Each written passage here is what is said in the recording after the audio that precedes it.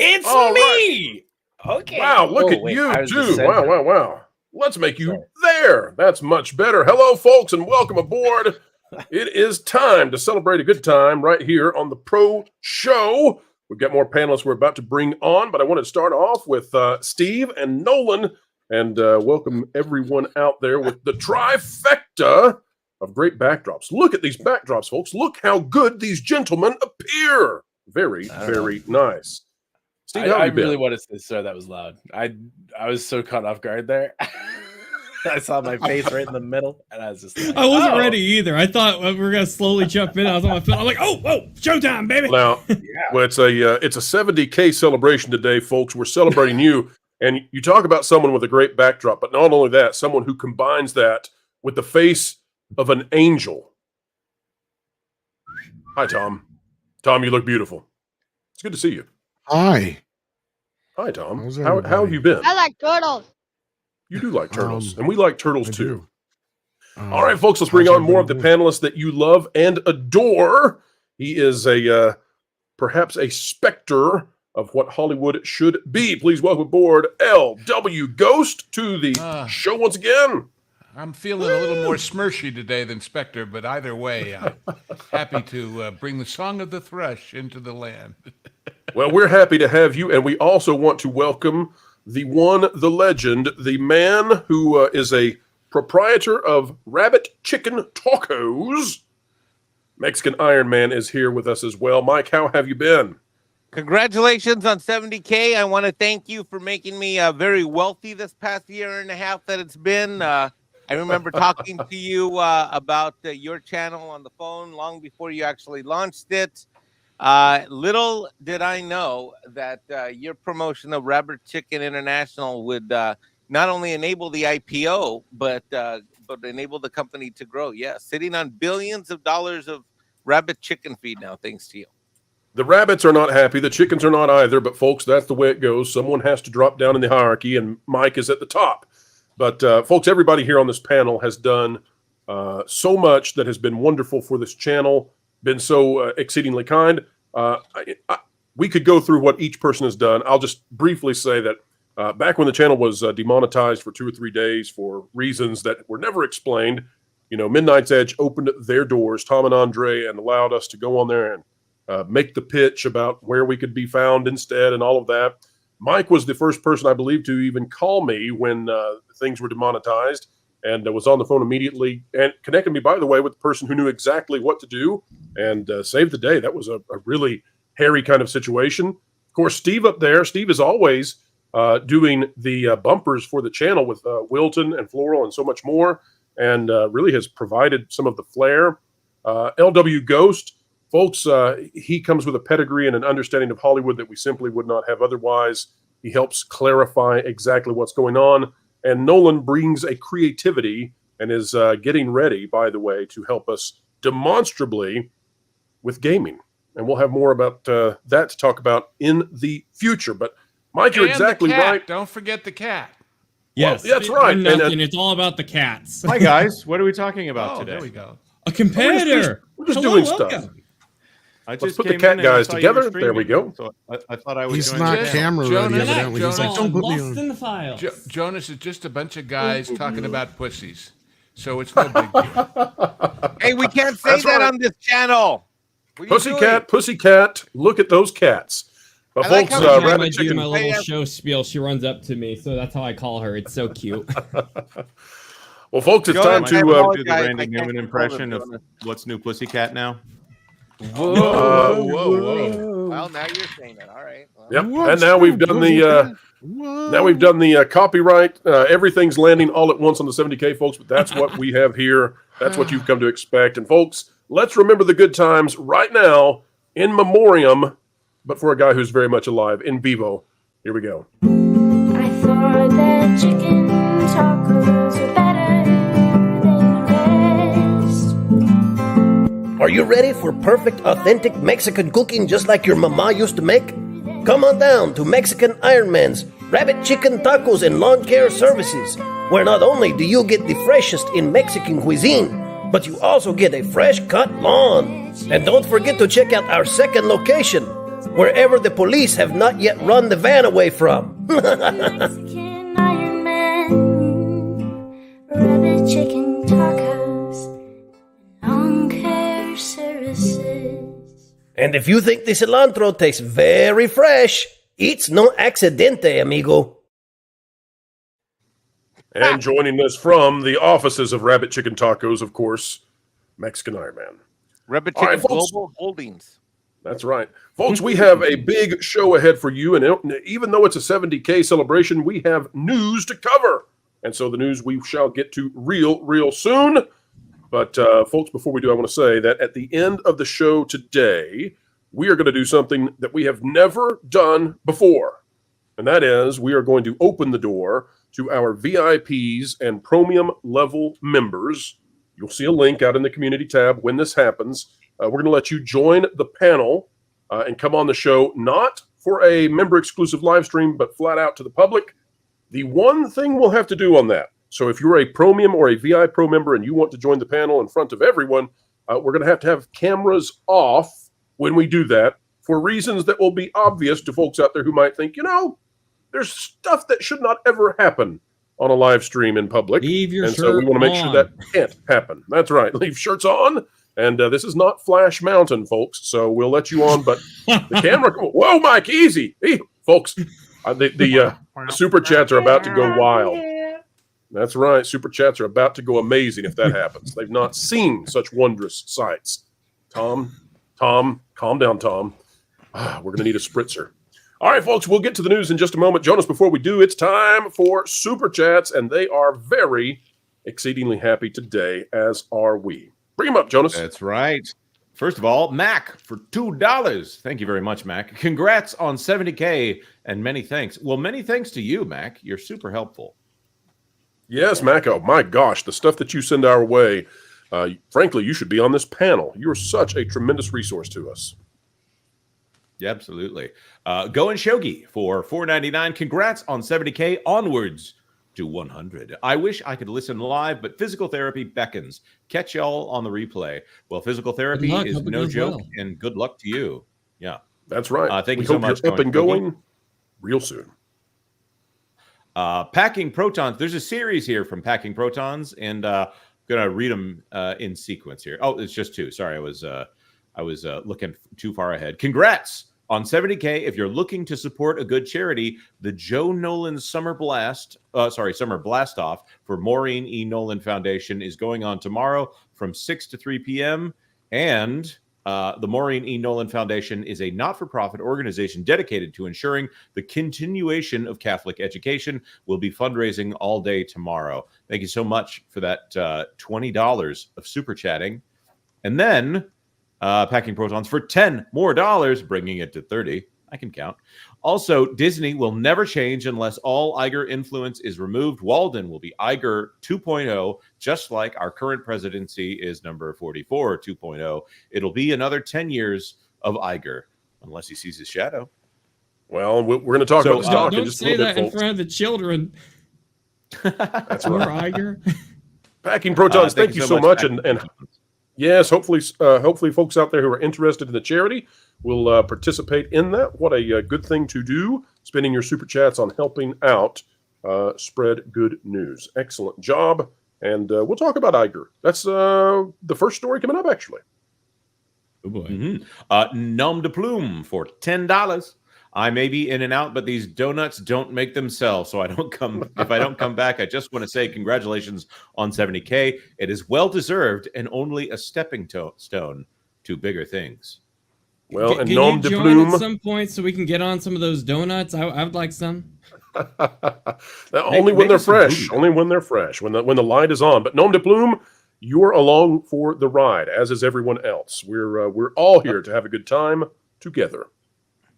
And what if it was like Gideon's Bakehouse cookies or something like that? Anyways.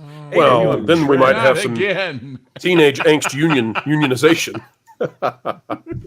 AWM Trends Entertainment for $20. Huge congrats to Pro on 70K. Thank you for all you do to keep it real, share the news, and fight against the dismantling of our culture and beloved Disney. Just getting started. Hail.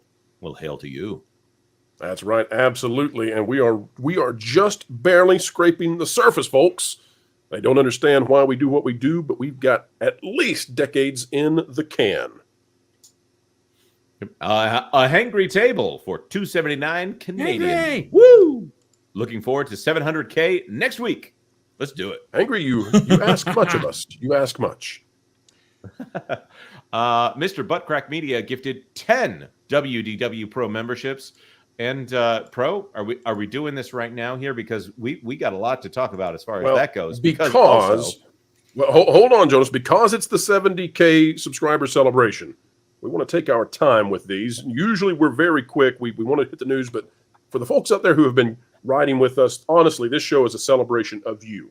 Folks, make sure you share, like, subscribe, put this out there across the social medias. Let's get as many people understanding what we're doing here and get them in. But we want to celebrate you all because you made this happen. So without further ado. Do you long for the days when plumbing was seen as a real virtuous job and you could find a plumber who would come and help you at any hour of the day? Well, let me tell you, friends, Mr. Buttcrack Media Plumbing is here for you. Whether you need your rotors rooted or you need your toilet auged with a 6-foot, 12-foot, 20-foot auger, it doesn't matter. We can get a mature sheep out of your pipes. We'll get the juices flowing, I tell you. And don't forget to ask. Thank you, Mr. Buttcrack Media. We will get that sheep. You know what that reminded me of, Pro? What's that? What's that, Lou? 8-foot, 10-foot auger. Daylight come and Buttcrack come home.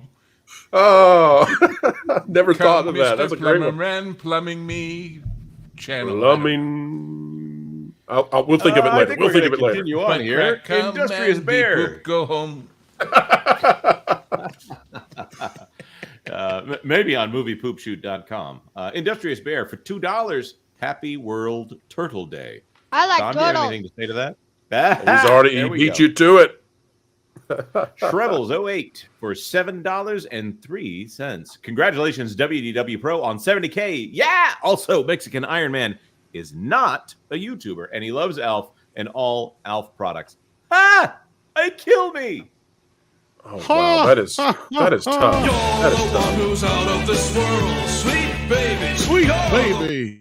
Why is that video even loaded on this channel dashboard? I got the I blame it on record Jonas. for you. It keeps slipping You in still there. haven't come picked it up, Elf. I got the record from Shout Factory. You still You haven't know, picked if it we up. completely can shut down the internet, you'll never have to look at that clip ever again. Good point. Good point. Don't give him that idea, Nolan. He'll do it. Samuel Main gifted 1 WDW Pro membership. Thank you very much, Samuel Main. You keep paying it forward. I love it. It's much appreciated, and it is seen every time. Every time. Shrebbles08 gifted 10 WDW Pro memberships. Pro, say something in a funny voice for Shrebbles. Well, okay then. God dang it, from the bottom of our hearts here on the WDW Pro Channel, thank you. All right, Jonas, keep moving on. All right, this one, Mike. Yeah. Mexican Iron Man for $70. Thank you for the honor to be your friend and help the channel since you launched it. You are a dear friend, and I thoroughly enjoy being a fan of what you do. Thank you for everything. My congratulations and thanks to the team and you for all you do. Mike, I can't find a clip of someone crying with joy. Where are those clips at? You know what? We don't have one, so I'll just have to say muchísimas gracias. It's going to be something with poop in it. Iron Man. It's going to be something with poop in it. No, not this time. Mike is a man. He is a legend who has made so many. I channels remember that possible. morning. That I think it was a Friday, or I can't remember what day of the week it was. We woke up and that happened, and I was in a hotel in California, and I had a client cancel, so I got to spend 3-4 hours that morning, literally texting, DMing, everybody whose cell number I had and DMs I had, and to try to get the word out, because I know how hard you work, and that was a very stressful morning. So it was, and folks, you just don't know the good and kind things that Mike does behind the scenes for so many people. So Mike, thank you. You didn't say it. You're good. It was overnight Friday, because I remember what I was doing when I got the phone call. Saturday morning. Yeah, Saturday morning. It was Friday night, Saturday morning that happened. That's right. Yeah, I was in California. Ruby Hoog for $2. Congrats, you all are great, and I do believe that's a birthday turtle. Oh, Tom wasn't ready that time. Poor Tom. What'd I do? I like turtles. Oh, he was ready. There it is again. All right, here. Kugo Cal became a YouTube member. Okay, because I joined late, it's not letting me see memberships here. I'm going to take a look and see if the mods can help me out on that. While you're looking for that, Jonas, I'll tell people this week, starting this evening after the show ends, we're going to do 2 weeks of everybody getting almost every perk of membership, no matter your level. And we're going to do that in celebration of hitting 70K. So 2 weeks. That also gives you Memorial Day. We're going to release some new items in the Pro Store with major discounts for everybody, not dependent on your membership tier, but everybody's going to get to participate in everything. It's going to be a big 2 weeks, and we're celebrating. We're so happy that all of you have made this possible. Thank you so much, Kugo Cal, for becoming a member at the potential level. I was going to say, amidst all that celebration and all those perks for everybody, remember that everybody part will go away. And so if you were thinking, I really ought to upgrade to a higher level, this would be a good way to celebrate too. We'd love to have everybody getting everything all the time, right? Well, if those level 2s, they get early access to basically all the videos. So folks, if you enjoy getting early access for the next 2 weeks, consider upgrading to that next level 2. Mm-hmm. And you know who's next level? You know who's next level here? Is this live gifted 50 WDW Pro memberships? Now that, folks, is generosity. There are times when you are faced with a question of, is this alive or is it dead? When you cannot figure out what incarnation this critter might be. That's when you call, Is This Live? At 1-888-IS-THIS-LIVE. Don't pay attention to the number, folks. Just dial it. And we'll help you out, figuring out, is that critter live or not? IsThisLive.com.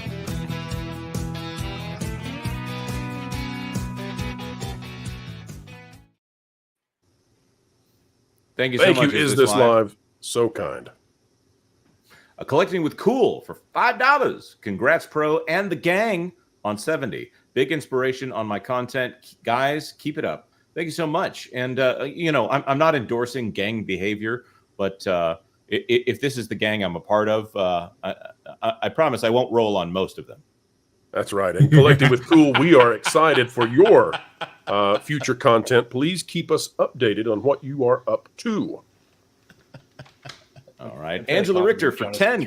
Congrats on 70K. You've all worked very hard on this. Oh, wait. I threw in that very. I don't know why I did that. You've all worked hard on this, for this. Freudian slip, perhaps, folks. Freudian slip. It's been a long day. Are you sick and tired of stuff being swept under the rug because you or the media are too lazy to actually deal with it? Or are things just building up around you so much that you can no longer ignore it? Also like the mainstream media? Well, I got the solution for you. I'm Wilton the Troll, and I want to tell you about this revolutionary new product called Jonas. You egg-sucking piece of gutter trash. Somehow that got cut off. Mr. Buttcrack Media for $2 Canadian. Congrats on 70K, Pro, and on till 100K. That's right. Well, 100K, we are on the way, folks. The march begins. Can we get there and get the win before the end of this year? The march begins now. Second star to the right and straight on to 100K. Let's do it. That's right. The place where men never have to grow up. Space Dave 2000 for $7 Canadian. I can't do 70, but I can do 7 Canadian. Okay. It's only like 70 cents USD. I'm unemployed still. Have mercy, Pro. Congrats on 70K, my friend. I hope, Space Dave, I hope that you know that you are welcome here anytime, regardless. You've been very generous to us, and we're all pulling for you, and I'm praying for you. So we love you, Space Dave, and thank you so much for sticking around. We sure do, and you are not ever expected to give. It's appreciated when you do, but folks, always remember, take care of you and yours before you send in money to something like this show. Greatly appreciated again, but always take care of yourself. And Space Dave, we know you're doing that. Space Dave, first of all, I was going to say your mere presence is a great benefit, but your presence isn't mere, it's great, period. Thank you for being here. Indeed. On the next episode of Space Dave 2000. Well, hello there, Space Dave 2000. I see you've brought Josh Hammond to help you this time. But you bandits of bumbling buffoonery will have no success against me, for I, Skeletor, will defeat you. How will Space Dave 2000 defeat Skeletor this time? Will Josh Hammond be able to use his Ray of Destiny? Tune in to Space Dave 2000 tomorrow. Gotta love it. Thank you so much, Space Dave. Yep. And by the way, folks, the reason we do those faux commercials is because we appreciate you. And if we haven't done one yet for you, just know that we've got time and we're on the effort. That's right. Packing Protons for 5. We need a Jonas emoji for 80K. Send Pro a tweet of an actual rabbit chicken taco. Maybe show likes can reveal it. Oh, interesting. I don't know. That's sort of like the Twinkie Wiener sandwich. It's a mystery, right? Can we actually reveal a real rabbit chicken taco, or would it destroy the mystique? As far as the Jonas emoji goes, yeah. As far as the Jonas emoji goes, let's at least make it a little higher effort joke before we make it into an emoji. How about that? Hey, I go for the low hanging fruit. How about in the meantime? I'll go for it. We have a Gideon's rabbit chicken cookie. I mean, I hate to disillusion everybody, but all meat looks the same once you grind it up and cook it. Oh, I'm glad that's you not that true. sentence the way you did. So well, pretty much. I mean, pretty much. Once you grind it up, it's all kind of just like brown mush.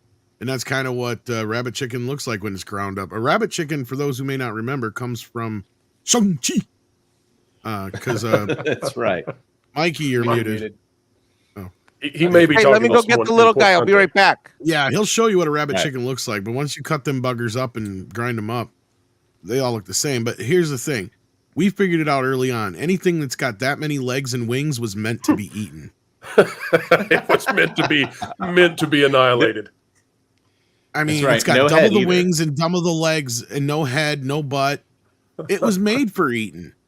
Yep. That is tasty treats right there. A bumblebee. Looks like there should be a Tyson chicken logo on that thing. Right? It looks like a nugget with legs. It's got a head and they sting the wings aren't very meaty, but the drumsticks are pretty good.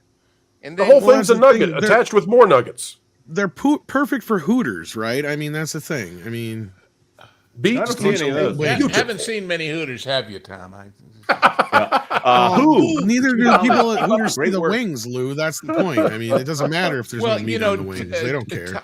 Tommy Lasorda used to tell a story about a guy driving along in the country and he sees this cloud of dust gaining on him and it runs past him and down a lane into the farm. He's got to go see what this was. He was doing 70. He goes in, the farmer's standing there, says, well, what was that? We've been breeding a new kind of chicken. People like drumsticks, so we bred one with 3 legs. And he says, that's interesting, but how do they taste? He says, we don't know. We haven't been able to catch one yet. So, Hope for 2. Keep up the great work. Congrats on 70K. Thank you so much for being here, Hoove. Thank you, Hoove. Oh, And look at here, Olaf Van S, one of our amazing mods on the channel for €7.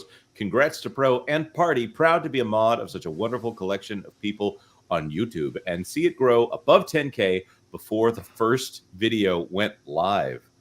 That was a lot of fun. And folks, again, when we say that you're the electricity, we mean it. You made all of this possible. You supercharged the entire thing. You are 1.21 gigawatts! 1.21 gigawatts! Of course, what he's not telling you is when, on very rare occasions, we screw up, that means it's your fault, not our fault. Oh, no. Oh, I thought this was a celebration stream. I didn't know this stream was a roast of everybody. This is learning all of those lessons from Disney and the mainstream media. Blame the audience. That's there you go. Brandon, member for 7. Go WDW Pro and go Boston. Celtics. Boston what did I just sports say? now. Were you going to call them the Celtics? Brandon, Were you going to say that? Boston Yeah, sports. I was going to say. No, I haven't called them the. There's always this argument about is it Celts or Celts or Celts or Celts, but somehow everybody gets the basketball team right. I don't understand that Right. at all. Yeah, I generally say Celtic when I'm using that word, but obviously when we're talking about the Boston Celtics, I do say the Celtics. It's just so hard to break that habit. Greg Kirby, member for 1. Bro, congrats. Call Jay. Well, all right then. We'll get right on the phone. Yeah, we talked to him 2 days ago. If you have his number, call him right now. That could be kind of funny. Just do a prank call from the stream. It would be like phone Keely a friend on. Jonas, you trying to talk? Like a daisy. It's like a daisy chain here. One person interrupts me, and then the next person gets in right when I'm going to get it, and then we get like. Well, I think we have I think we have some kind of delay. You at all, hardly. I think we've got like a half-second delay somewhere. All right, I might refresh after we're doing. There's a delay here. No, there's not a delay. No. I was you don't have have to interrupt you. Well, what did you say? It was kind of muffled. You said you're what? I'm better than. Anyways, it's not that kind of stream. Keely Chow, member for 1. Congrats on hitting 70K. Thank you so very kind. And folks, we are going to pause on the super chats for just a moment. We're going to come back to them. Today is a day of celebration. We're going to celebrate along with all of you, but we do have to do some news, or otherwise this is not going to be quite the show that we anticipated as Jonas refreshifies his connection so that perhaps there's not quite that delay. But folks, it is time to hit our very first story of the day. It has to do with Disney stock and how it's going way down. How down is it going? Well, let's turn right now and see. Folks, this is where we landed at the end of the day. And $100.66. If we recall, the Walt Disney Company. When did this happen? What? Yes. Well, you're still holding on to that stock, Mike. I can't help you anymore. But when the proxy battle ended with Nelson Peltz, the Walt Disney Company was sitting at something like what, $1.25, guys? Is that where it was when Peltz? Somewhere around there. Yeah. And Peltz said the last time this happened, the stock dove down. And I came back because you imbeciles dropped this sucker down to below 80. And he said, if that doesn't happen, then I'm going to be happy, and I don't have to be on the board. But if you do this again, well, guess what? That's strike 3.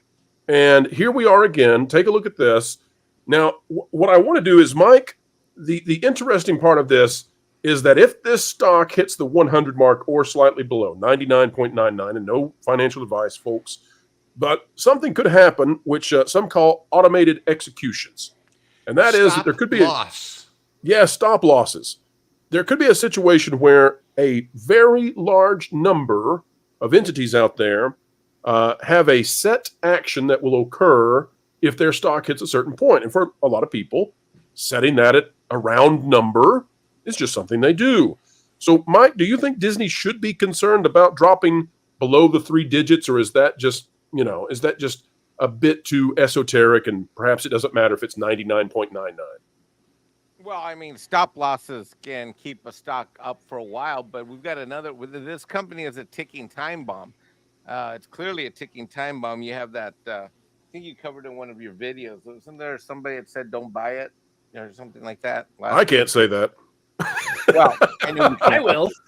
Sorry, forgot wrong channel. Anyway, so have you been watching Kramer again? I told you to stop that.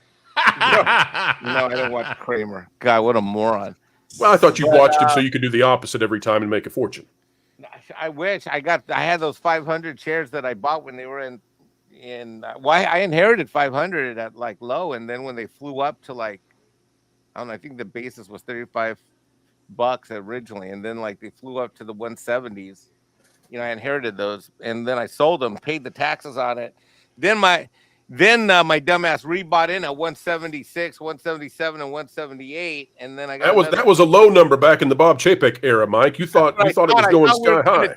I thought we were going to 250 back then, and then beating Netflix. Yeah, and then when they dropped to the high 70s, I bought 200, and so I'm still way upside down. I mean, my dollar cost average is like way upside down. Mike, what if I had told you back then when you were buying in the high 70s that the stock was going to hit the high 70s again, just without a 1 in front of that? The stock would later under Bob Iger actually hit the upper 70s as it dropped below 80 momentarily.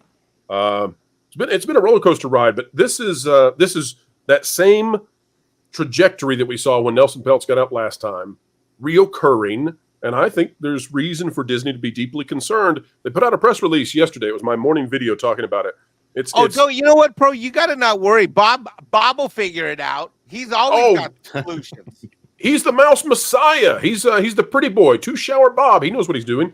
Can I point out that it is spring leading towards summer? And Bob knows people don't drive stock prices up in the summertime in Florida. It's too hot. It's too dang hot. It's too dang hot.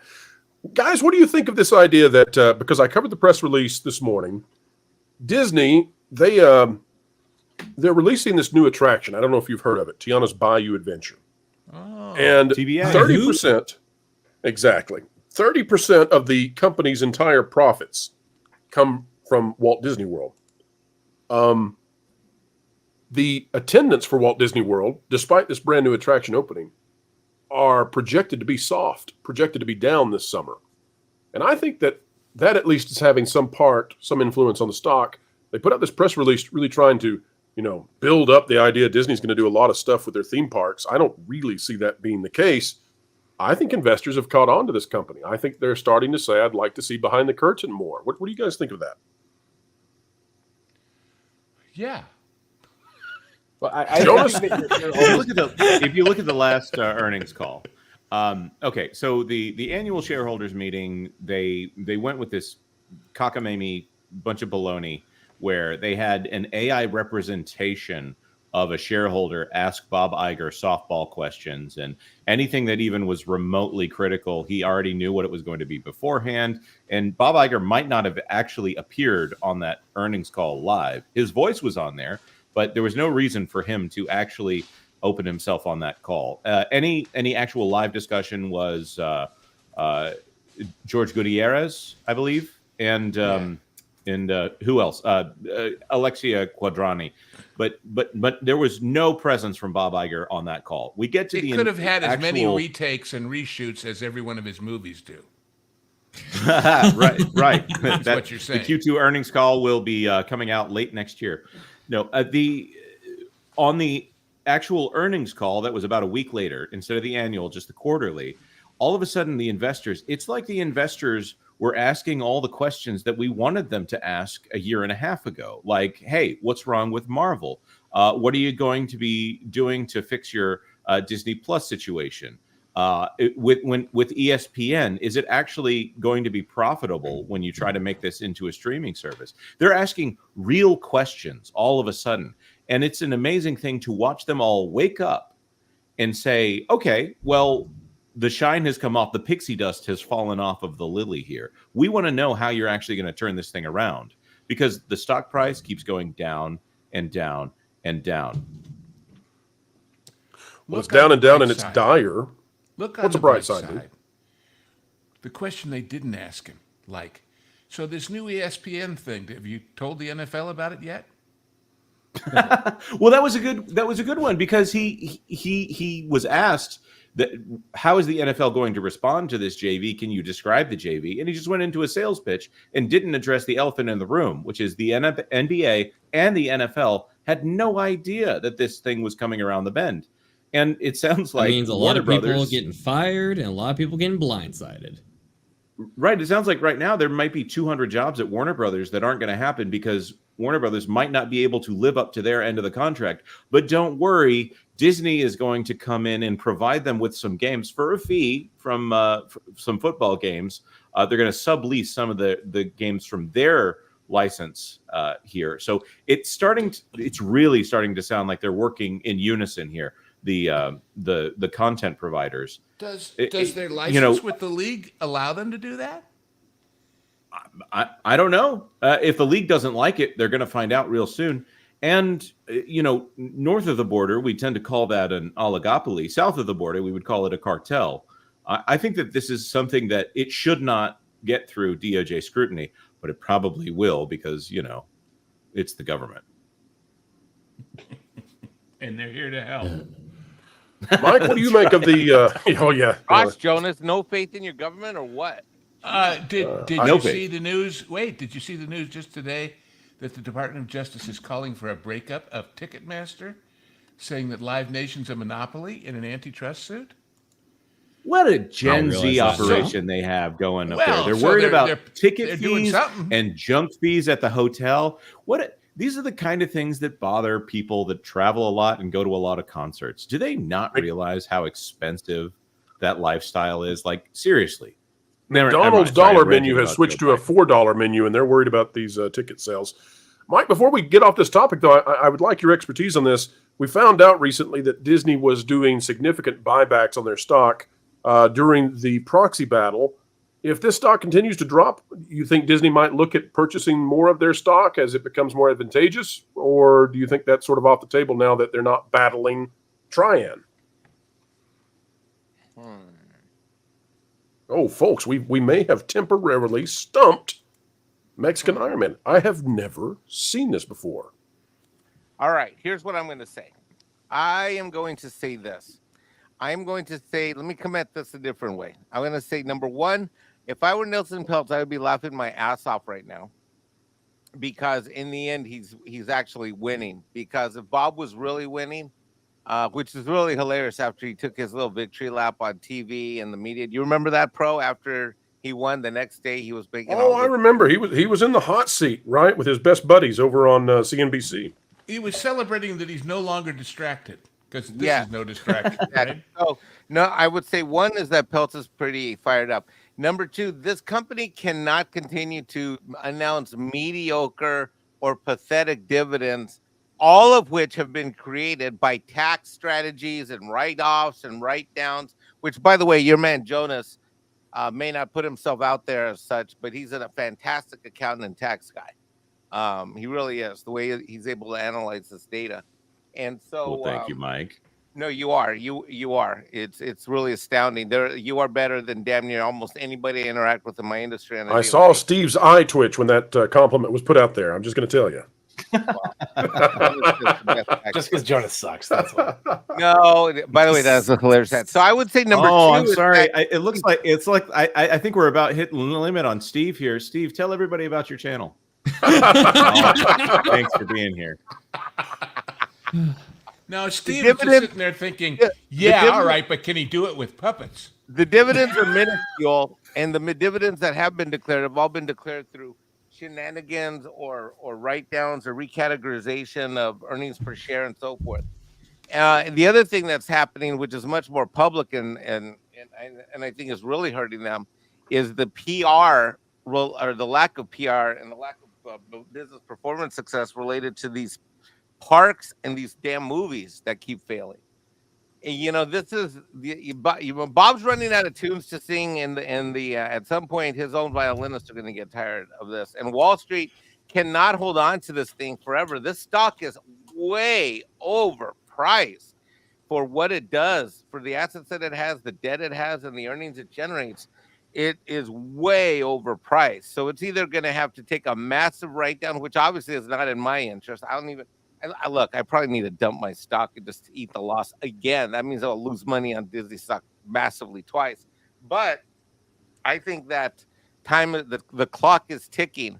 It's like your video today, Pro, where you talked about their announcements related to the parks. I did see your video earlier today, which was great, by the way. Thank you. And this theme park is going to run out of things to announce because it has no movies that are creating no new IPs, as Lou Wasserman talks about all the time, the flywheel effect.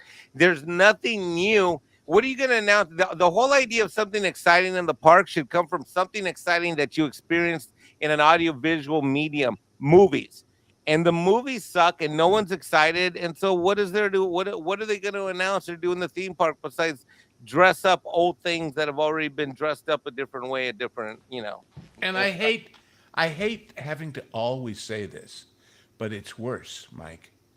It's worse because when they have a strong IP, when they have a popular IP from a previous era, granted, like Tiana, like Moana, what do they do with it in the parks? A splash pad and a brown river of death. Right. I mean, that's right. The sewage drop of. You're old enough to be able to remember this, which is that I was listening to you talk on one of these shows. I think it was on that Park Place channel. To listen to that joy that you came out of your voice when you were a younger person and you went to, say, Disneyland. Yes. And the wondrous immensity of it all, like something you'd never seen before, never experienced before, literally felt magic. Yeah. The last time I went to Disneyland, which was February of last year, it felt old, stale, lame, and it's like I was going through cobwebs of my childhood. It didn't come at me with anything new or fresh. It was not a good experience. Yeah, of all the things that kids should not be hearing about the Disney parks from their grandparents is, well, back in my day, it was. That's absolutely the worst. It starts becoming more like a mandatory field trip. Well, and these are Mike's comments pretty much reflect what the teenagers' reviews are going to be of Disney once Epic Universe is open here in a little bit now. Going back to the subject of stock, Mike, I've been saying it several times, and you've kind of pondered and agreed with me. I'm going to tell you something. Between what's going on within Disney itself and what's going to go on with Universal when Epic and these other projects start happening, Disney's days on the Dow are numbered as the representative of the entertainment industry. They have to be. They have to be. So do we think Netflix takes the place then? Because there's got to be an archon of the. No, I don't think Netflix has enough IP. I think it's as far as the kids stuff. And they're not in as many different areas. Over. Yeah, that too. Comcast is the obvious candidate because they've got hotels, they've got theme parks, they've got TV networks, they've got production. Listen, if Comcast takes over Disney spot in the Dow, which, folks, we don't know that, we're speculating. No, I'm entirely guessing, but it just seems to me that's where we're headed here. That would be a seismic shift across the economy, not just in an industry. That would be an economic, absolute change in direction, I think. If you look at the history of the Dow 30, a lot of big companies have fallen in and out of it over the years in various industries. So, How long has Disney been in the Dow, though? I think Disney has been in there for a very long time at this point. Yeah. We'll have to look that up. Folks. Can I ask we'll come back question? to it. Yes. All right. So which has more fluidity? Journey of Water or the stock? Probably the restrooms next to Moana Journey of Water, because clearly the sewage smell is stronger than ever before, according to Ron of All of the Bradley's Fun. And Valiant's or the cast members at WDW Boutique. He's saying Valiant's saying that Disney ain't going anywhere. So you guys can pick a fight with Valiant. I think. Well, he's got to get on the panel. Come join us. I'm sure he is commuting to his studio at the moment, folks. But before we hit our next topic, Jonas, let's hit those super Disney chats. got on the Dow in 1991. They've been there a while. That would be around the time that Beauty and the Beast. Yeah, that would be around the time the Capital Cities acquisition happened. Morgan King, member for 13, happy 70K celebration and Mexican Iron Man Ghetto 70K. Huh? Get to 70K. Magneto. What a funny thing when the spaces were taken out. Mexican Iron Man Ghetto. And there's only a few rabbit chicken tacos in the ghetto. I think that what needs to happen right now is people need to give more super chats where they combine words and Jonas has to read them, because he's been doing such a stellar job the last several days that I want to see it a little bit more. I don't want him to lose his talent with Slade, so let's not ask him to do too much. Speaking of which, I'm not quite sure what this word means. Gunner, member for 8, Jamarem. Oh, come on. You know Black Betty. Oh, that's Bama Lamb from Birmingham. Bama Lamb. You bet. Black Betty had a child. Anyways, Gunner for 200 Norwegian kroner. Disney has removed the documentary Retrograde from Hulu and National Geographic. Hey! Of at least one person. Hey, finally! Still need help. I didn't realize they pulled it. That's amazing. And brand new to us, Gunner. Thank you so much for telling us that. We have been on that for how long now, guys? 3 or 4 Someone months. Calculate how many days it's been since that news broke. Finally. They're Okay. not going to announce that they finally did it, because that's to regenerate the entire story of what they did again. So Right. And it's so bad, folks, we can't even talk about it. That's amazing. And it's not even available for digital purchase, it sounds like. So good stuff. We're going to look into that. We'll follow up. Thank you so much for sending that our way. There's one thing I know about the internet, and that is that life finds a way. Yeah, that's probably true. That's probably true. A hangry table for $7 Canadian. Today it's 70K. Next month it's 700K. Next year it's part of the Disney Plus Netflix Paramount streaming package. Yes. I don't know. I'm reminded of Groucho saying he never wanted to be a member of a club that would have him as a member. So I don't know about being in the same package with those guys. I just don't want to club my member. Yeah. Speaking of TMI, Paramount Plus. Charter just announced that everyone who has a Charter subscription will be getting Paramount Plus for free.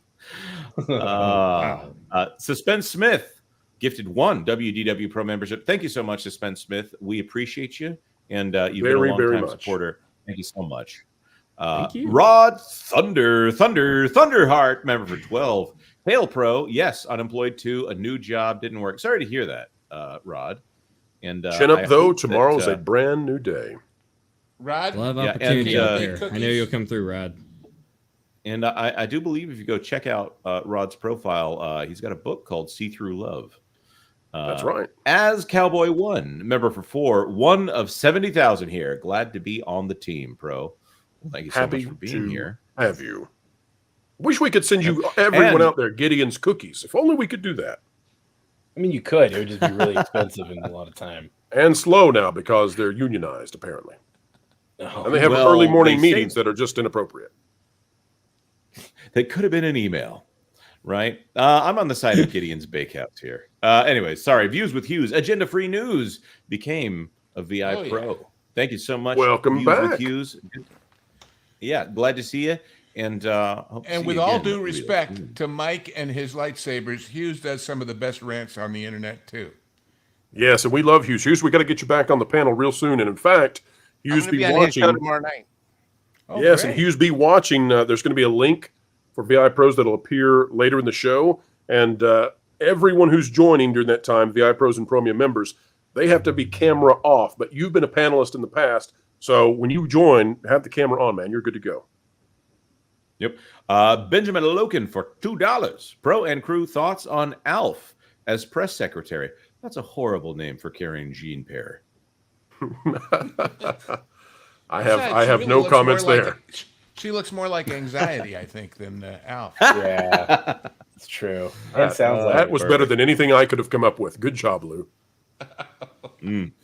Suspense Smith for $10. Changer here. App won't let me join, but I can gift. Glad to be back here and work, and I'm looking forward to making some content of my own, inspired by you guys. That's awesome. Thank you so much. Thanks for a reason to keep breathing. Hey, you keep doing that, please. That's right. And when you start again. And when you get motivated from these channels and stuff like that, you can blossom into something really great. You're already great, but there's so much possibility ahead of you. Best of luck in your journey, man. It's gonna be awesome. What I love is that I learned so much about YouTubing from all these great YouTubers that I will never be a YouTuber. That's what I've learned. Man, that's a lesson that maybe I think I wish I learned sometimes. Views with Hughes for $10. Congrats on 70K Pro. Hoping to follow your footsteps. Hey, Mexican Iron Man. Hey, what's up, buddy? I'll see you tomorrow night on your show. That's right. I look forward to watching that show. Very good stuff. I've been on Hughes. He just said, I haven't seen anything, any movies, any TV. He just says, just show up. And I'm like, all right. You can do that. I've been on his channel several times, folks, and I had a great time. Go check out those videos. Mike is going to do better than me, though. Mike is better with both hands and half his brain tied behind his back. He knows what he's doing.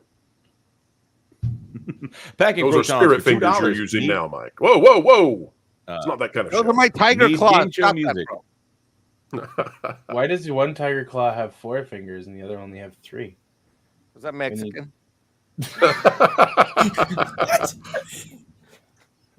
Packing Protons for 2. Need game show music for Let's Interrupt Jonas. Then it'd be playing the entire show. What?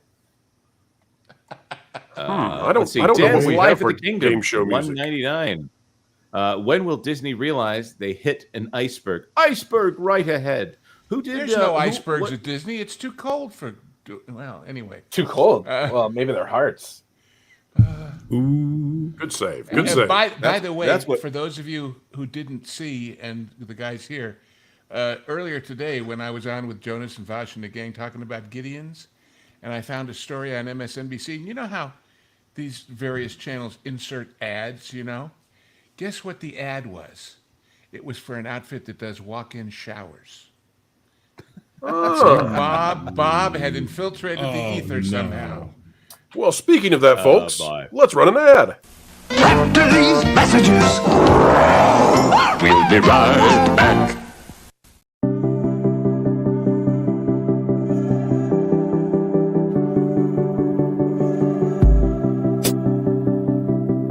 Have you ever wanted to love a hippo? You'll find Disney's C-Suite for hippo loving. That thing is so drugged up, it could be president of the United States. But we're not talking about Matt, Ozark Matt. He is not drugged up, folks. At least we don't think so. Matt, welcome to the panel. You're muted. You're muted, friend. You're muted. It's okay. He'll get it figured out. Technical difficulties. But I'm busy busy filling my walk-in shower right now, so I don't know how to operate. Beautiful. Walk-in showers are not dangerous unless they're twiddling their faucets. I just want you to know. We do have someone with some feedback, though, so be careful of that, whoever's got the audio playing in the background.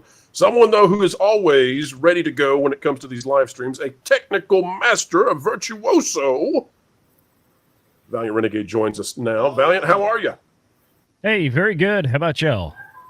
Having a grand time. Even better now that you're here, sir. I gotta go. Valiant, I'm you not say streaming with that guy. Oh yeah, get out of here. Hang on, Tom. Let me make it better. He's almost as far away as can be now. All right, we've moved it. We've moved it. You should have heard what Steve said about you, actually. Steve, do you want to repeat what you were saying about Valiant earlier? Now that he's here. I was saying how he was Can you look him in the eye? That's all I said. I didn't say anything bad. No, there were some adjectives that you left out. Anyways, Valiant, you were Valiant carrying a weapon everywhere and something about, go ahead. You said it better than I he probably would be carrying a weapon everywhere. He told you about the katana sword? Probably. I mean, I know those are harder to conceal. Yeah, he carries one everywhere, though.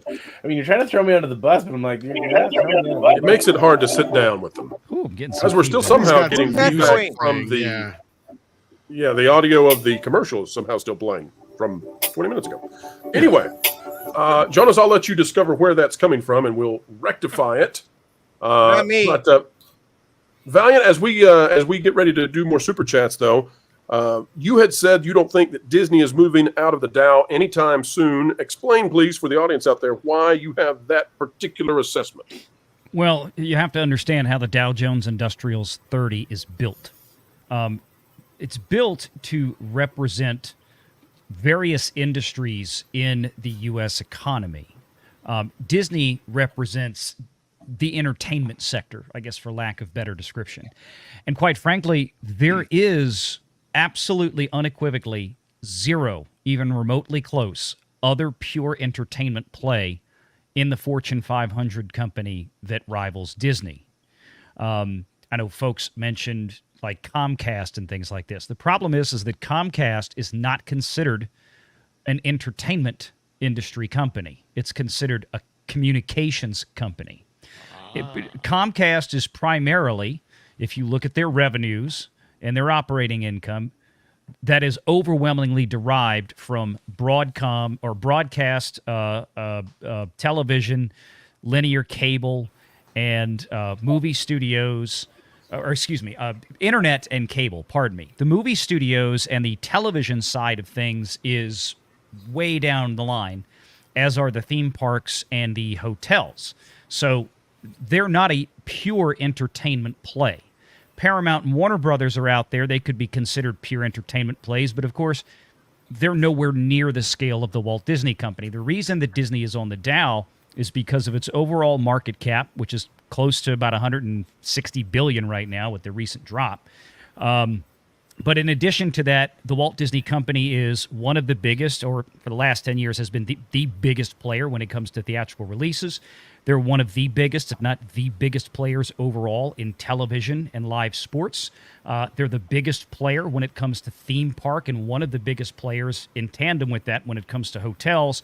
And then, of course, they've also got cruise ships. They are the definitive example of a pure entertainment company play. That's why they're on the Dow Jones. That's why they're not going to be knocked off anytime soon. The way Comcast would perhaps eventually do it, they'd basically have to flip the company over to where it would become predominantly driven by things like theme parks and movies and television versus what they are with broadcast delivery of internet and cable service. So that's the thing. You know, there's just nobody else out there that's going to rival that. I mean, you do see Dow Jones Industrial's components get replaced from time to time. We saw Amazon recently come in, you know, with the retail sector and other things like that. But I mean, it's not one of these. It's not one of these issues that's going to impact every industry all the time. They're very meticulous. They're very judicious about who gets on and who doesn't get on. It would really take something massively catastrophic or a massive change in the winds for Disney to get knocked off of that. And quite honestly, being on the Dow 30 it's not that big a deal. There's not a whole lot of investment money that's tied to the Dow Jones in terms of an index. It's not even really an index. You know, most of that money that's in there, like we talk about all the time, the power of BlackRock and Vanguard and State Street when it comes to owning such large portions of companies like Disney and, frankly, most of the rest of the S&P 500 companies, the Fortune 500, is because of the index funds that are tied to the S&P. I mean, there's trillions and trillions and trillions of dollars in S&P index mutual funds just with Vanguard, BlackRock, State Street, American Funds, T. Rowe Price alone.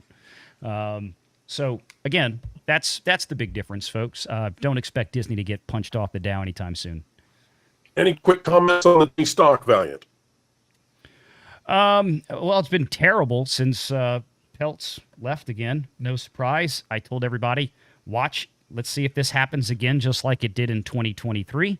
Peltz said the same thing, and here we are. You know, it dropped about 2.5% today, but the entire Dow Jones was off about 1.5% today. So, of course, if you had NVIDIA before yesterday's earnings call, you're doing pretty damn good today. But not Disney. So it is where it is. We'll probably, I mean, we're coming into the summer months. It's already weakened. The summer months usually aren't that great. You get into June, July, August, we tend to see a softening or a mild correction. And you'll probably see Disney maybe drop closer to 90, I would imagine, between now and then. But no financial advice on this yet. No, it's just observation. Yep. Historical observation. Anybody else getting Robot Pro, or is that me? I got a little bit. Little bit. Robot right. Pro. What is that's what I heard. All love. Black Saber, the Shark of Paper, for $2. Lizen Iger Ib speaks. Happy 70K. Interesting. Je ne comprends pas. Nick Hayes for $1.99. Will Disney Plus dump Doctor Who like they did Willow? I don't think they can. They don't have the complete rights to Doctor Who. So that would be fascinating. They're And working that would be with very politically BBC charged. on that one. That would be a very They would have politically to charged statement. Well, that's the other thing, right? Willow was flying under the radar, so most people, even when that went away, weren't aware that Willow was everything. Everything woke about it. Terry Scott, member for 10. Congrats on 70K. But where is Wilton? Great panel.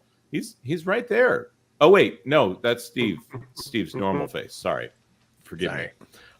Cyrano 26, member for 2. Did someone say cookies? Yes, we did. A lot today. We said it. It was a great stream. Surprisingly, we not were the at all. cookie channel basically today. So yeah. Valiant asked me, "Why are you doing a live stream about chocolate?" Because it's there. That's right. Latino Slant for $4.99. So good to see you, Paulie. WDW Pro, and I'll say it like he says, it's Jonas. Hermanos, felicidades por los 70K. Adelanta a 100K. T. Thank you so much, Paulie. Claro que. Te. Sorry. Bad joke. That was Jonas, not cojones. Just to be clear. That's right. Thank you so much, Paulie. Ryan Matheson for $4.99. Happy to take the afternoon off of gig work to spend it with you fine gents. Would automated execution be a boon to Peltz and Musk portfolios? I don't know. In order to do that, wouldn't it be best to know where the bottom is? But how can you know where the bottom is? Valiant, do you want to answer this one? Let's see. I mean, I don't think so. I mean, if we're talking about an automated execution of what, trades going down? Did I miss something here for Disney? So the question was, if it hits 100. Go ahead, Jonas. Yeah. No, basically, is there a point at which they would automatically buy up a bunch of shares and say, okay, if it hits this point, Musk and Peltz or whoever, the theoretical person wanting to influence change and get some money out of the Walt Disney Company here by presumably trying to raise the stock price. Is there a point at which it's good to put in an automatic order? I don't want to speculate on what they may or may not do. I mean, if we look at the last couple of times, Peltz was a buyer when it reached into the mid 80s. Possibly if it drops back down there again, he may take another swing. I think, again, just given what we know based on the last 2 times this occurred, given the history of Peltz's behavior, that would seem to indicate that's where he would be a buyer again. Elon, I don't know if he would really jump in or not, whether he would just lend moral and advertising support on places like Twitter. He might take a small position. I mean, you got to remember, even if Elon was able to have $1 billion in cash and buy $1 billion worth of Disney stock, we're still talking about a relatively small segment, not even 1%. I mean, that's not going to move the needle that much. Again, the power of Musk is going to be in him being able to get other people, other stockholders to go along and back Peltz, which he may well have done this time around behind the scenes. I think that's very possible. So, I mean, I think that's going to be, we'll have to see where this goes. If it hits $80 tomorrow, does Peltz jump in right away? I don't know. I think he might wait. He seems to like to buy it up more towards the back half of the year, which makes sense because I don't think he wants to sit on it that long if it's not going to go his way. Again, he's managing a fund, and he has to do what's right for his clients, the people that invest in the fund, not what Peltz wants. So that's his first and most important fiduciary responsibility is to follow that creed. So he's going to do what he feels is best. I mean, if we're sitting here in September and Disney stock is, down at $80 again, then yeah, he's probably going to look at it as this is an opportunity because the last 2 times I did this, look at what happened. Hopefully this time he'll pull out a win, which I think his chances improve each and every year that this continues to happen, because it seems that more and more faith is being shaken in terms of Bob Iger's leadership. Yeah, I'll say not. Past performance is not indicative of future performance here, but if the cycle continued the way it does, September of last year was $80.57. October was when it finally went below 80, October 3rd. And then, obviously there's some Peltz announcement there, and everything starts to go up. And of course, that big drop right at the the shareholders call. So I'm not saying it's going to be the same thing over and over again here, but I'd wait till 80 if I were Peltz. But I am not a person that should be guiding billionaires' financial decisions. So, yeah. All right, I think we answered that one. 80s Man, member for 4. Jonas and Pro, will you do a face reveal at 100K? Pro? No, don't. Lou had spoken on my behalf, so folks, answer is no. We will not do a face reveal at 100K, but I will show you my back. Can't hear a word you're saying. All right, Pro we're now a robot. That's right. You got about every 6th word there. Freedom is the right of all sentient beings. Anyways, freedom is the right of maybe all. It's been considered here whether or not I would do it. I think Pro, maybe never. I don't know. Never. Here's the problem. Pro is an artificial intelligence. Anyways, moving on from that, before I have to explain it. Other theory for 5, want to contribute to the voices of sanity. Congrats, Pro. Thank you so much, Other Theory. And I'm sure if Pro was actually capable of speaking on this stream, he would thank you as well. I can speak. Hey, there's an idea. You know that dome on top of the Helios Hotel? I bet it's acoustically really good. So they should start an a cappella group called the Voices of Sanity and have them sing all American tunes up there because. I love that. I love it. And Gunner, on that note, 20. guys, I got to disappear. Oh, that's right. Sorry. Lou, when's the next episode of the Hollywood Backlot Tour coming out? I don't know, but we got to record it first, I guess.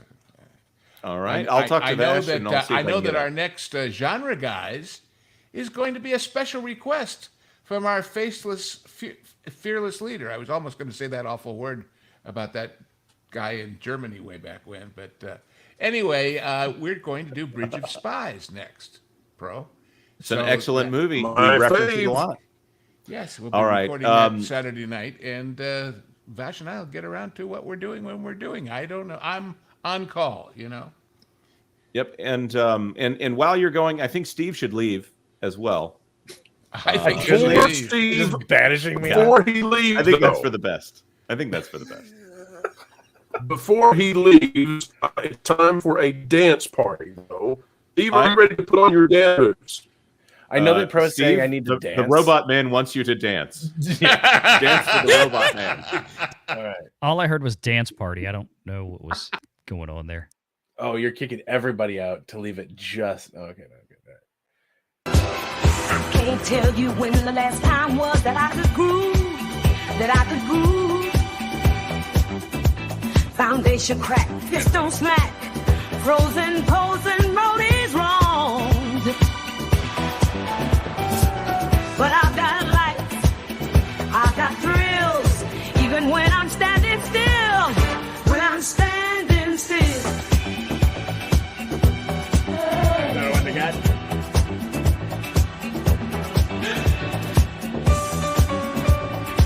Dance like you mean it, Steve. Yes, I'm the groove. Disco Yeti. With feeling. Get ready to not move. This is your zone. Yeah. Max. Pretty, like me. What is happening? I really have no idea. And Pro's audio is kind of out, so I'm just gonna keep going until maybe something less awkward happens. 10-hour dance party, let's go. Can't tell you when the last time was that I could move. It's a great song, though. Jonas, if you can stop it, help me. I lost control of StreamYard. It's like the I think I've stopped it now. dancing plague that happened in like France or something like that. They just can't stop dancing. Yep. Okay. Wow. So a little They update here, dance. Pro. I'm officially Dance. taking over your show here. Steve, where can people find you?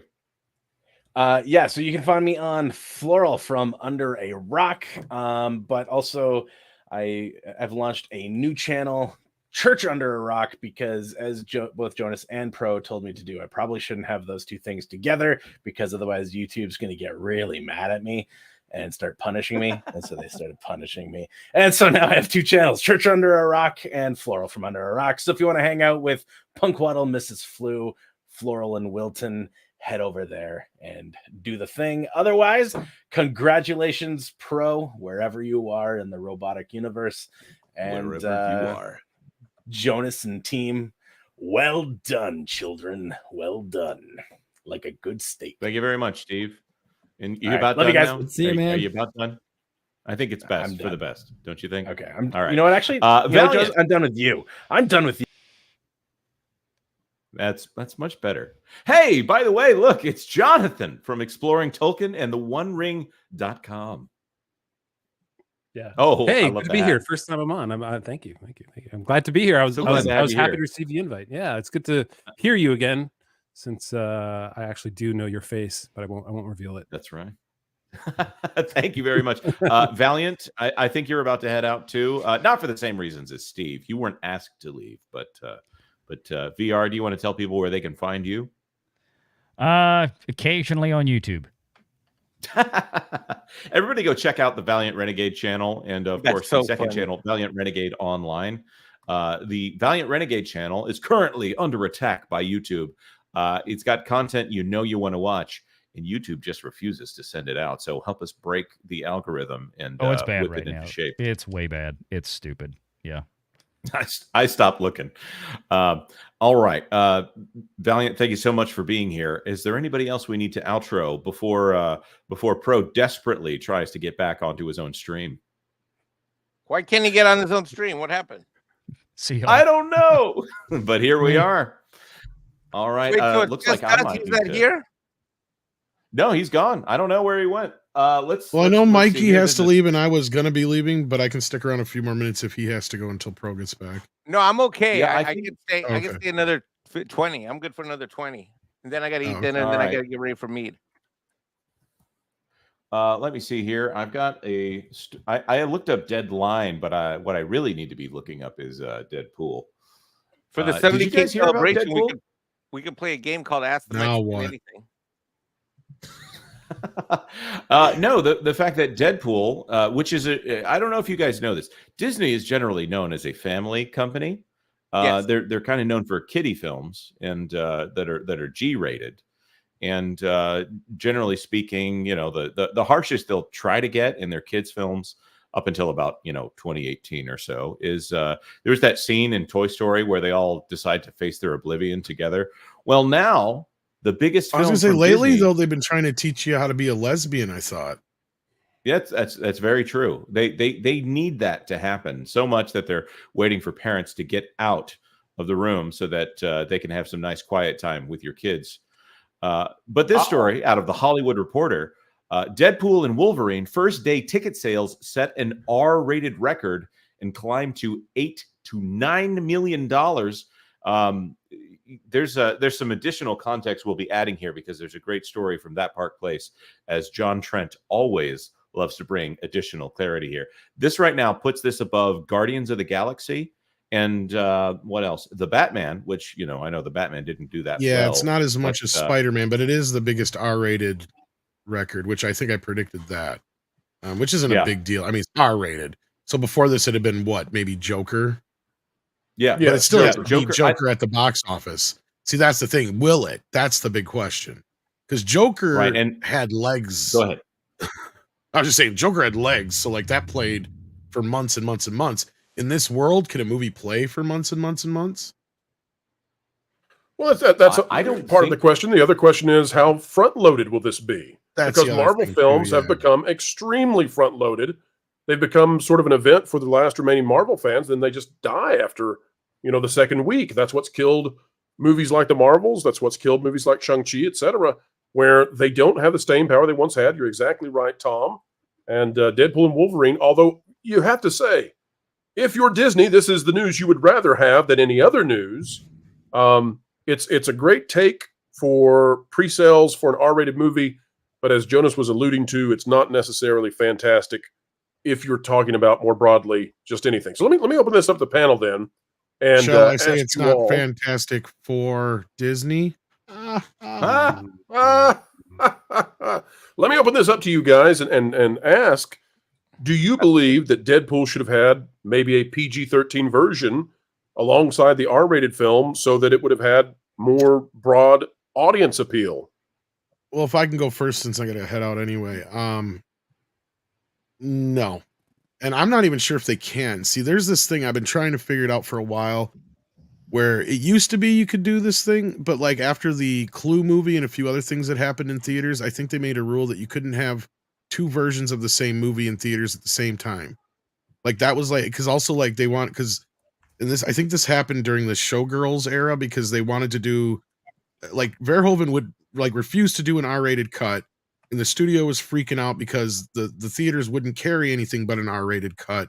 So I think they tried to compromise, but like the MPA or something like that came in between it and said, no, you can't have two different versions because it gets confusing. And what if somebody goes into the wrong screening, et cetera, et cetera, et cetera.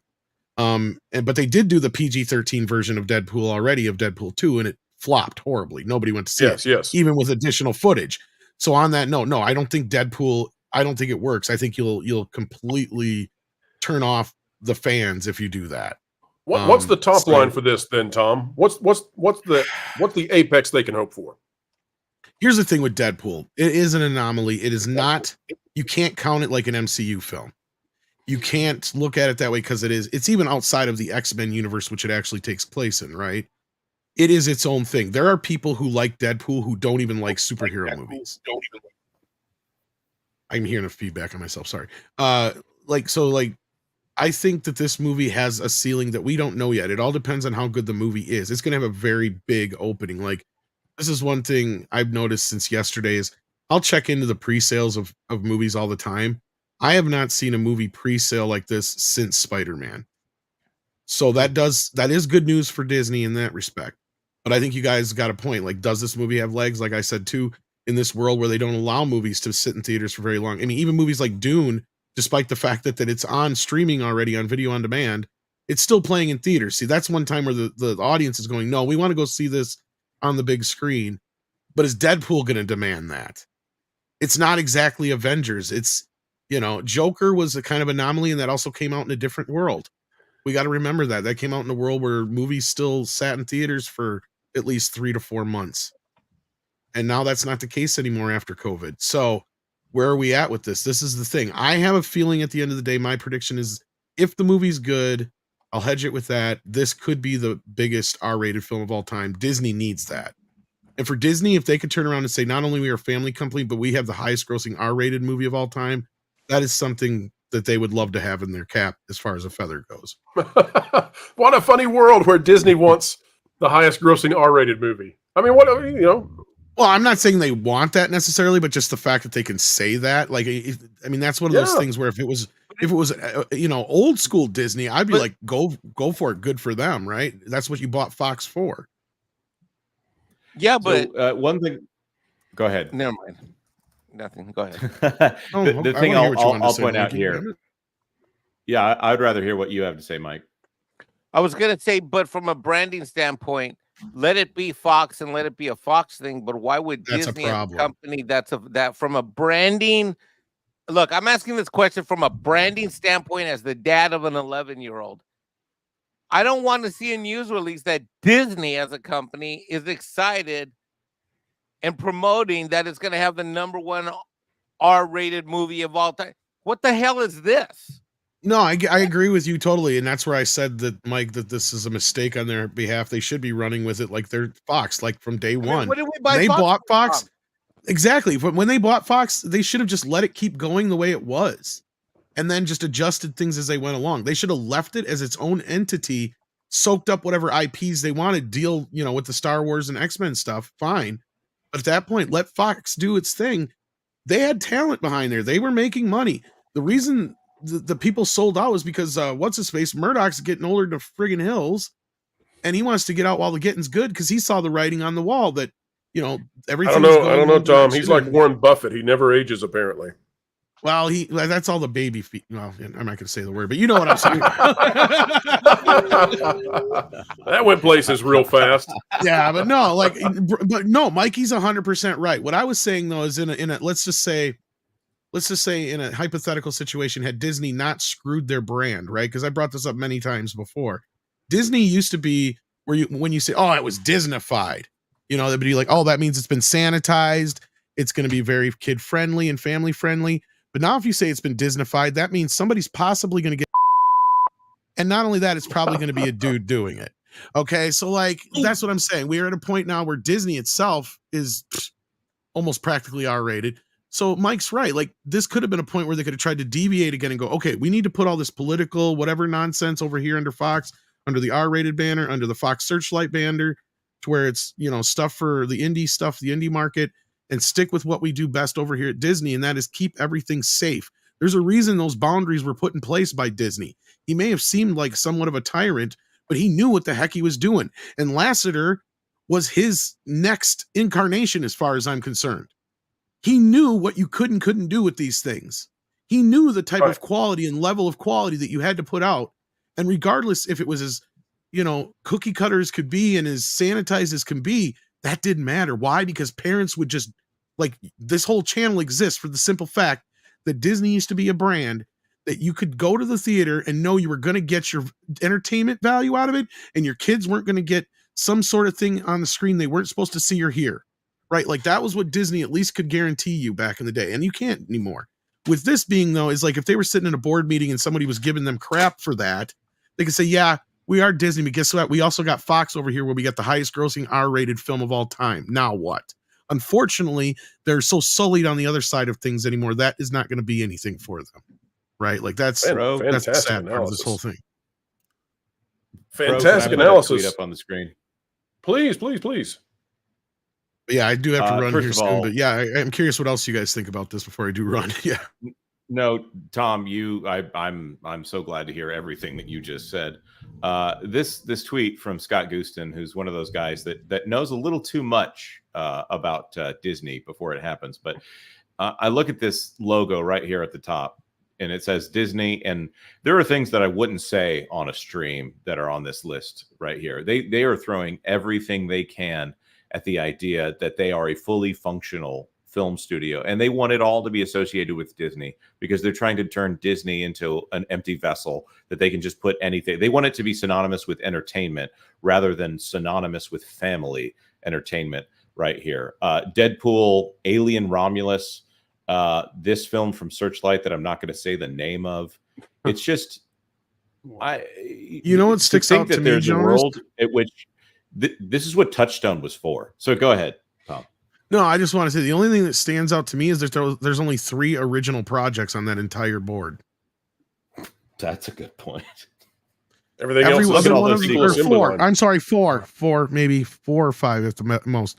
Okay, because you got Kinds of Kindness. I don't know what that is, so that must be something. A Real Pain, Night Beep, which isn't even a Disney movie. That's a Fox Nocturnal Pooch. That's what we're calling that. Yeah, okay. That works for me. And then you got Untitled Disney. That could very well be something original. We don't know yet. We're not going to give them the benefit of the doubt, though. The Amateur, I don't know what that is. Elio, which is something that I know they've been trying to work on forever. Otherwise, nothing else is original. It's either a sequel, prequel, remake, spin-off. And this is all going to 2026. So exactly. Yeah, none of they got nothing. This is why the stock's doing what it's doing. There's no It used to hope. be the reverse. You might have 3 or 4 sequels, prequels, or remakes, and then the rest was more original material. Let's go to Jonathan real quick. Jonathan, what do you think about the current position of Disney? And if Deadpool breaks $1 billion, do you think it's even worth it if it's damaging the brand? Yeah, well, you know, Disney kind of reminds me of Apple in the 90s. I'm kind of dating myself here, but when they had a guy come in and start throwing all this stuff out, right? We got new tablets and like these crappy computers and all this sort of stuff, so many SKUs, and then they had a guy come in and say, no, get rid of this and this and this because it's not part of the brand. They need that to come in and start excising all these things, at least spinning them off as smaller like sub companies, things like that. The interesting thing about Deadpool and Wolverine to me is that it's actually got 2 movie stars, and none of the other Marvel movies recently have had that. Other than, I mean, we can go back to Spider-Man. They hate that it's 2 white guys that are. That's true. They hate it, Jonathan. It was in production, so they couldn't say no anymore. And for me, I'm like, you know, we watched the original X-Men movies with my kids, the first 2 recently, and they're all 13 and under. And I'm like, they want to see this one. I'm like, yeah, no, sorry guys. It's well, you stopped them at 3. Good man. Yeah, we haven't even gotten to 3 yet, so eventually. But yeah, I think it'll do better. I just think that there's too much headwinds after COVID for it to really, you know, hit 700 million like it did for the first 2. It's a hard run, but for Disney as a brand, I think it's a stupid idea to put it under Disney. Like, don't show it on Disney Plus. Most of all, like at least they spun off, I don't know, things like X-Files, and that's on Hulu now. Oh no! If Deadpool and Deadpool 2 are like the big tiles on the platform right now to try to promote Deadpool and Wolverine. I don't have. By the way, 40% of the audience out there says that Deadpool and Wolverine will break $1 billion. 59% say no way. And if it doesn't break $1 billion, it will not take away the Joker's place at the top of the R-rated mountain. So, all right. Well, Tom, I know you have to run. Please. The first Deadpool movie cost something like $75 million. It was dirt cheap to make and made $781 million at the box office. The second one cost more like 125, 150. What was it, Tom? Yeah. Well, yeah, but here's the thing. How much is this one? This one, I think it's the second one's 110. I'm seeing now. This one, they're saying 250 publicly. Jeez! Well, that's probably because of all this stuff. Yeah. Before, how much did it cost to bring Hugh back? Wow. I'm sure you got. That's a good point, Nolan. No, Nolan's made a great point. They had to wrap all that stuff, all the sets and everything during the strike. You know, I mean, none of that was cheap to come back. Oh yeah, I'm sure that added price to it.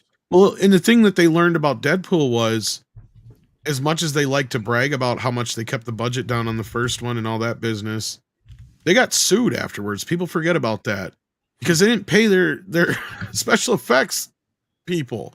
And the movie ended up costing them close to what the second movie cost, but it didn't matter because it was peanuts because of how much money that made. But the second movie showed you how much the bare minimum you could spend on one of these movies is, basically. And in this movie, why they spent that much other than the strikes and all that stuff, I don't understand. Maybe the paydays for all the cameos and people that are in this movie, that could be. But they better hope this thing makes $1 billion if that's how much they spent on this. Holy crap. What? That's got to be the most expensive R-rated film of all time. How much was Passion of the Christ? Well, that wasn't even nearly that much, I don't think. How much was Terminator? That was 200 almost. Terminator 2 was. I don't know if there's another R-rated film that came close to that. I'm looking right now to see if I have. Let me do anything. I'll find it. But and so first Deadpool 70 million, about 68 million, made a 17 times multiplier. Terminator 2 Judgment Day. All right, it's finally giving me the link here. No, this has to be wrong. They're saying it cost 100 million to make Terminator 2. That is impossibly low. It was more than that, actually. Yeah, because Terminator 2 was the most expensive movie ever made for a while, not just R-rated film, but it was the most expensive movie. And it got rivaled by Waterworld, right? So this is I'm seeing PG-13, but yeah, I'm seeing articles that are saying that definitively this is, without a doubt, the most expensive R-rated movie ever made. I'm not surprised by far because no studio in their right mind would spend that kind of money on an R-rated film that isn't Terminator 2. Oh, this one blows Terminator 2 out of the water. Doing right now? And I swear, somebody had to go like, there's no way. Somebody had like a crystal ball and they're shaking it going, is Terminator 2 going to make money? Okay, give Cameron all the money in the world. Because there is nothing, not one thing leading up to that movie that said, you know what? This movie should cost this much. Because Terminator 1 only made $40 million at the box office and cost nothing to make. It was made with paper clips, kids. That's what they made that first movie with. The second movie, there's nothing other than the video sales going, people like the Terminator. Let's spend all this money. No, it was kind of just somebody had it in their crystal ball somewhere going, there's something in the ether, there's something in the air. This is the right time for this movie. People are going to see it. Not only that, parents aren't going to care that it's R-rated. They're going to take their kids to it. That's right. It was one of those movies that came out at that time. It was like a lot of parents don't care that their kids are seeing rated R content anyway. Well, I think it helped that Arnold was the good guy in this one too. That was, I think, the thing that helped the parents take the kids to the It also was rated R. There was language in it, but it was rated R for violence. And there's more for violence than anything, yes. Deadpool and Wolverine is allegedly very, very hard R. Oh, it's going to have a lot of graphic everything in it, probably, except for nudity, probably. And even that's a plausibility. So then the question I'm is, calling it now. You'll see someone's backside in this probably. That's what I mean. At least some backside. So we're getting Kevin Feige's Bohiny. That's what you're saying. Kevin Feige is going to moon us and mock us for having to watch Phase 4 and 5. It's the final blow. But I do have to run, and I apologize for leaving like this. But you guys, it's been a great convo, and hopefully the movie's good. I mean, they got to make it. They got to make over $1 billion, evidently, or this thing ain't gonna be. I did not know about the budget until it was brought up. Call. It's a topic coming up, folks. We'll have to make a video on it. Tom will be catching your program in about 25 minutes. Is that right? Think about it. Yeah, roughly that. And just think about it, though. They could have made 25 Godzilla -1s for what they spent on this so far. So that would be Godzilla 24 then? This from now on, that's how I'm gonna. I said this too, and I think Gary of Nerdrotic said it too. From now on, we should. When we talk about the budgets of these films, we shouldn't say the amount. We should just say how many Godzilla -1s they could have made for one movie. That is genius. That's right. Because it's $10 million is a rough guesstimate we got now between what everybody has said. The director come out and said, "Oh, I wish I had $10 million." So we're going to give the studio the benefit of the doubt with everything because they said about 15. We'll meet them in the middle. $10 million. Okay, from here on out, the movie cost $200 million. Well, we know they could have made 20 Godzillas for that. So here we go, kids. I want like an actual calculator that does. That's what I mean. From now on, I'm going to calculate films budgets in Godzilla -1s. That's how I'm going to do it. The Kaizuometer is coming, folks. The Kaizuometer. All right. Well, Tom, it's been great having you here, and we're looking forward. Congratulations, by the way. I haven't got a chance to say that to you. You guys, thank you, Tom. predicted this for you. I know Mikey's the same way. He knew you guys were going to be there. So, from all of us at Midnight's Edge and stuff, congratulations and keep going. Thank you. And folks, we never ever forget Midnight's Edge made it possible. They blazed the trail ahead of us so that we all knew it was possible to do so. So thank you, Tom. And I know Andre is traveling. So that helps. That's right. He's a pyro man. All right, Tom, we'll catch you soon. Take care. Love y'all. All right, folks, let's go to some super chats. And then we've got a big story coming out next, talking about Inside Out 2. The media is spinning big time. Inside Out 2 and how much it's going to make at the box office. And we have the receipts on this one 100%. We're going to show you the real story that the drive-bys simply won't say. Jonas, super chats. All right, Gunner for 20 Norwegian krona. Hippo shower. Or is it a 2-shower hippo? I don't know, but someone should let Ron know. He's on camera.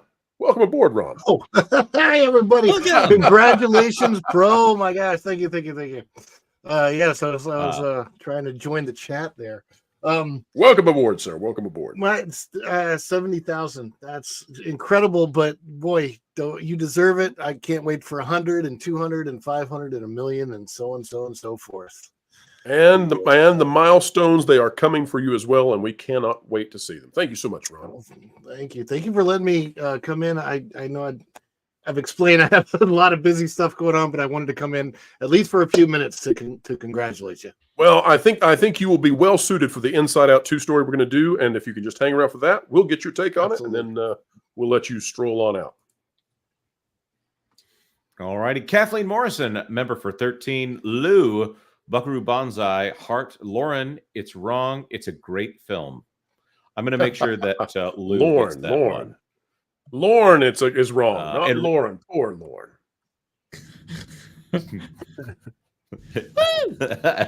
Got it. Enrique Vasquez for 7. Congrats on 7K. Jonas, did you know Pro Will as Hugh as Johnson Space Center?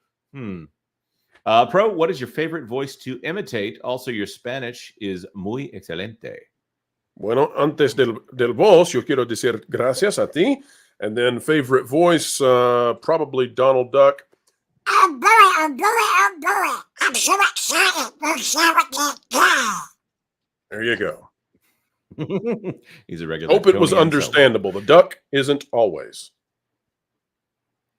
I think I realized what Enrique Vasquez is saying here. No, I knew Pro was going to the moon here. Yeah, for sure. I'm glad to be a part of the channel, and I like to say it's a funny thing to not be on camera, but also be proud of the work you do. So it's a fun little dichotomy there. AWM Trends Entertainment TV for $5. So what you're really saying is Pro is the unfrozen Walt Disney with a voice changer. Side note, I've never seen Jonas so sassy. Well, sometimes you just get tired of the unchallenged and unrefined Wilton bits there. It's fine. It's fine. He needs to work on his comedy, and I'm glad to be here to give him a little feedback. Ooh. Things are going down the crapper. It's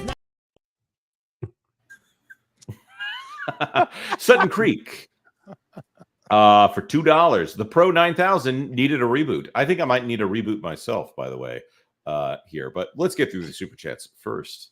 Accident Seller for 50 Norwegian krona. Most random super chat ever. My one-window non-AC Norway apartment is a sauna during the summer. I plan on getting a misting fan. Are they effective? They work at Disney's Animal Kingdom. I don't know how they work in Norway. I wouldn't put it near your technology. That's probably a bad idea. That's a very good point. Suspense Smith for $2. Aside, Jenny's vid on Star Cruiser was terrifying.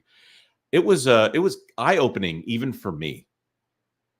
Her video has exploded. I mean, she started off strongly with that video, but someone sent some viewers, and my gosh, it was over 3 million the last time I checked that video. So what a tremendous success she has achieved. And, I just wonder, I don't want to be critical of anyone, but I just wonder, why were we not getting these kinds of critiques about the Star Cruiser from folks who went and saw it back when it was open? I just wonder that sometimes. I know why. Probably not many of them. Pick on me. Who actually went to see it. You in the top. You in the top. I know the answer. Yes, you. They were a bunch of shill beta simps. Yikes. Okay, so I think before we change topic, by the way, I didn't realize this was the person I thought it was. I was watching that video the other day. That video is fantastic. Can't recommend it enough. The video is hilarious. And it's 4 hours. Oh, the Star Cruiser video. Oh my! Mm-hmm. Yeah, I got a lot more video. 4 hours of awesome. Wow. Yeah, I still have 3 hours to go on it, but so far. Oof. Yep. AWM Trends for $199. Will any movie break $1 billion this year? I think Minions probably will. Despicable Me 4, yep. And maybe Moana 2. Yes, maybe Moana. Ooh, it's going to be so bad if Moana 2 does Sonic not. will. Wait, no, it won't. Never mind. Sonic doesn't have enough runway for the year. So it'll run out. True. It'll be going into 2025 with its box office. Good point. Very good point. Member for 3. Your community is the most generous I've ever seen. I know, right? Isn't it? It's a lot, right? It's not just me.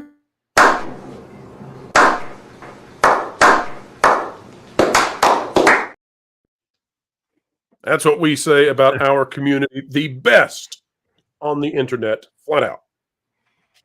Snorum 11 Aru, or maybe it's Yaru, for 10. Congratulations on 70K plus. I love the content here, and thanks to all of you who keep me in free memberships. That's beer and bacon right there. Going back to it, folks. That's right. Wonderful. Thank you for those We who are need to gifting like membership. have everybody reenact that one day if we're all That's right. meeting up and stuff. Slow clap. Yep. Paul for 5, R-rated. Yeah, I'll go ahead. R-rated crap doesn't belong at Disney. I have no interest whatsoever in it. I don't get the celebration for it at all. Will this lead to more R-rated things? If it's successful, they will learn the wrong lesson from this as a company. Yes. Marvel, Guaranteed. I suppose, should be allowed to do R-rated things. Like Blade was R-rated and nobody had a problem with it. But when you start marketing to kids, that's where I personally have a problem here. And Deadpool is in the MCU, and Deadpool appears in some preschool content for Disney. So this is a problem for me. Jeez. You know what's interesting is that almost all new TV shows are essentially R-rated too. So I think there's like the bar for what R is keeps going lower and lower and lower in the sense that like, oh, we can throw around the F word and have nudity and all this sort of stuff on anything on Amazon or Netflix or whatever. And so I bet there are people who are now like, yeah, it's probably fine. We can throw R in there. Everybody's watching it on TV on their streaming app. So plus they're marketing it with Captain America Happy Meals. So you know that. Yeah, that too. That's a good point. When the entire MCU is marketed as the vehicle here. Crew for $5. Hey, Pro and Jonas, thank you for the kind and uplifting words the other day with the breakup thing. I appreciate you guys more than you know. God bless. Well, God bless you, Crew. And I hope you're doing all right. Wishing you the very best. Hang in there. Sunshine is on the way. Alberto Nada Retro for $5 Canadian. There's going to be a lot of angry people when they find out that Wokeverine. Oh, I get it. Wokeverine is a bait and switch microplastic holder in a purse cinema. Anybody else see that meme? Suspense Smith for $2. Overt R Deadpool is better than covert woke preschool gonzo. Agreed. As long as they label it correctly, we have much fewer problems here. Well said. Cool. Black Saber, the Shark of Paper, member for 11. Witness the profit of this fully armed and I get it, armed and operational film studio. Darth Iger, probably. Well played, Black Saber. He does That's somehow return. clever. Yep. Clever. Hey, look at this. Force of Light Entertainment for $5. Glad to be a small part of this wonderful channel. Congrats on 70K. I got to meet both people that are on Force of Light Entertainment, and I need to say this. They are even lovelier in person. Michelle, Natalie, you're awesome. Truly. Oh, don't tell me that. Well, you have and you're speaking to a doctor, right? She's got her Yes, doctorate. absolutely. Yeah. So you've got to remember, not only are they beautiful, they're like incredibly smart. So that's right. That's very true. Cyrano 2960 for $5. Congrats on 70K. Thank you for letting me be a part of this great family of channels. Well, thank you very much, Cyrano 2960. It is our honor. Nyrak for gifted 20 WDW Pro memberships. Pro, I'm going to test out how big the delay is. Go ahead and hit a button right now. Okay, I'm going to count it for you, folks. We try to hide the magic sometimes, but when it's unmagical and we have a tremendous delay we're trying to get fixed, Jonas, I'm hitting in at 3, 2, 1.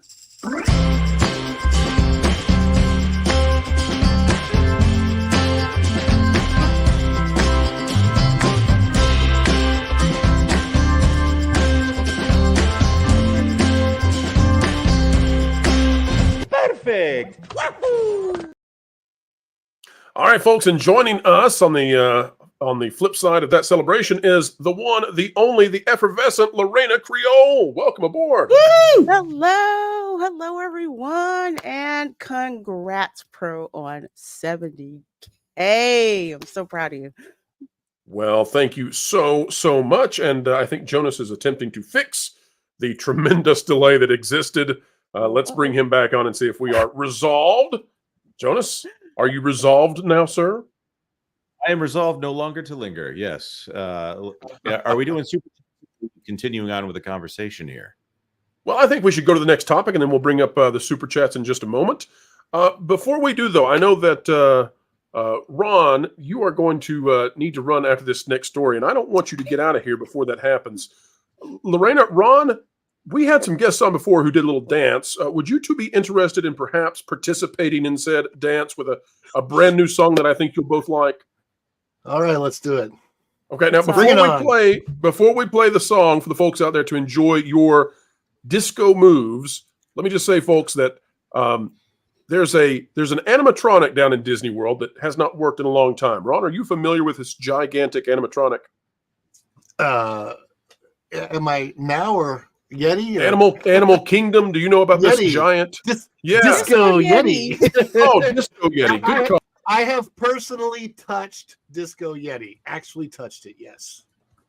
Oh, wow. Okay, that was actually more than we needed to know. But it's true. It's a special backstage tour. At one point in time, I got to go right up there and shake hands. And it doesn't work. I've only seen it work twice.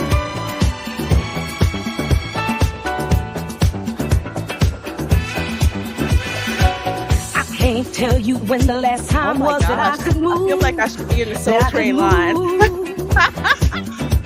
My servos rusted, oil leaked out, busted, dusted, all worn out.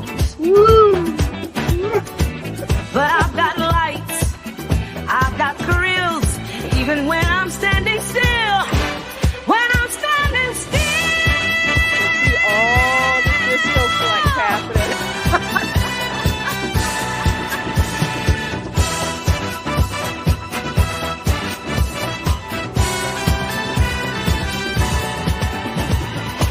Disco Yeti, Disco Yeti, get ready to not move. Disco Yeti, Disco Yeti, get ready to not move. I can't tell you when the last time was that I could groove. Oh my gosh, that's too funny. Oh God! All right, fantastic You moves. me thrown into that. I'm like, oh, it's about to my cue. Fantastic moves, Disco absolutely. Yeti. And folks, we're seeing some of you, the VI pros and premium level members, are beginning to show up in the background, in the backstage. Folks, remember, if you're a VI pro or premium level member and you'd like to join the panel, go to the community tab and click on the link. But because it's going to be live in front of the entire audience and not just a member live stream section, also make sure that you have your cameras off for safety purposes. When it's on the public side, we have to have cameras off to join in. We'll bring those on in just a few. But before we do, Jonas, we got to talk about Inside Out 2. So here we go, folks. And let's show you how the media spin has begun. All right, here's what we've got out of Forbes by Connor Murray. Inside Out 2 could end Disney's string of animated box office flops. The article says, Inside Out 2 is on track to gross as much as $85 million in its opening weekend at the domestic box office. Deadline reported, possibly making it the best opening of the year and bucking a years-long trend of flops for Disney animated films after films like Wish, Elemental, and Lightyear struggled. Now that, I think, is generously optimistic. The idea that $85 million is going to be the best of the year, considering that we have much more of the year to go, and Despicable Me is a much bigger franchise than anything Pixar has put out. Seriously. All right, the key facts say Inside Out 2, the upcoming sequel to Disney's 2015 animated hit, is on track to gross between $80 million and $85 million in its domestic opening weekend after it hits theaters on June 14th, according to Deadline. The projected opening for Inside Out 2 is more than 4 times higher, yay, than Disney's most recent animated release, Wish, which fell far below expectations to open with just $19.7 million from its opening weekend despite a $200 million budget, making it one of Disney's worst openings for an animated movie ever. Inside Out 2 is a Pixar-produced release, looks to fare much better than Pixar's last effort, Elemental. You get the idea, folks. Talking about Strange World, yada, yada, yada. So, and then the last point is so important to see. The projected opening for Inside Out 2 would be the best opening weekend for a Disney animated film since Frozen 2 opened with 130 in November 2019. Now, this is a totally positive article. There's nothing in here negative about Inside Out 2. So I wanted to show you all something that's very interesting to me. So everybody ready for the actual receipts to see what the real story should be? Here we go. Yes. Inside Out 2 is projected to make $85 million, right? Well, where does that put it? Folks, take a look at number 14 on the list of animated movies and their opening box office debuts. Inside Out, the original, made $90.4 million in its first weekend. Therefore, they are currently projecting that this film will land somewhere around Despicable Me 2, Monsters University, and Zootopia. Now, here's why that's a problem. One, because the story here is that Inside Out 2 is projected to make less than the original Inside Out in its opening. But the bigger story should be that movie ticket prices since Inside Out are so dramatically higher that means that Disney is projected now to have about 68 to 70%, if these projections hold, of the audience that they had for the original Inside Out. You see, the failure here, the drop in attendance, is masked by historic inflation. And movie theaters have outpaced historic inflation in terms of the ticket prices increasing. So, panel, let's take the position now. Am I wrong? Should this be a moment of celebration for Disney, or is the story more appropriately that they have significantly lost attendance? Which side matters more, or is it somewhere in the middle? You tell me. I don't think this is cause for celebration because there's like 8 sequels above it that are of popular franchises. Inside Out was a popular movie, and for it to go less than, I don't think that's a good sign. Lorena, you? No, I was going to say I don't think it's really a good sign for 2 reasons. Those figures that you just showed, Pro, are those adjusted for inflation? No, they are not adjusted for inflation. Okay, so I would say that adjusted for inflation, you're seeing probably like maybe 15 to 20% less as compared to today's dollars. So I'd say that's one. Second thing is I actually bought a ticket for Inside Out 2 on preview night. Do you know how many people are in that theater right now who bought tickets? Facts are about to hurt some feelings right now. Me Is it 7? and one other person. Oh, man. Oh, no. That's opening night, Lorena. Is the other person Bob Iger so we can watch the movie? He probably bought it for his cousin, I guess, who lives here. I don't know, but it's just 2 people. This is a Pixar movie on preview night, a Pixar movie. Pixar movies used to be close to sold out. Close to that on preview night, definitely by the weekend, but no, it's like wide open to get tickets to this film. Ron, what are your thoughts Kara on? Was on My sorry, son. There's a delay. I apologize.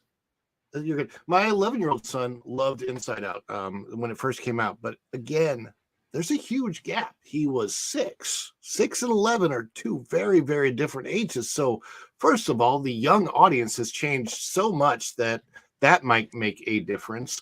Also, so much has changed with the times. That same audience, he doesn't watch movies. He is in the video games now. I think there's a lot of things making a difference. The economy, everything, and Disney has lost their reputation with families, with a lot of generally traditional families across the United States, at least. I don't know about the world because I can't speak for the world. But I just know that, like, I see it all the time on my Facebook feed, people I'm friends with.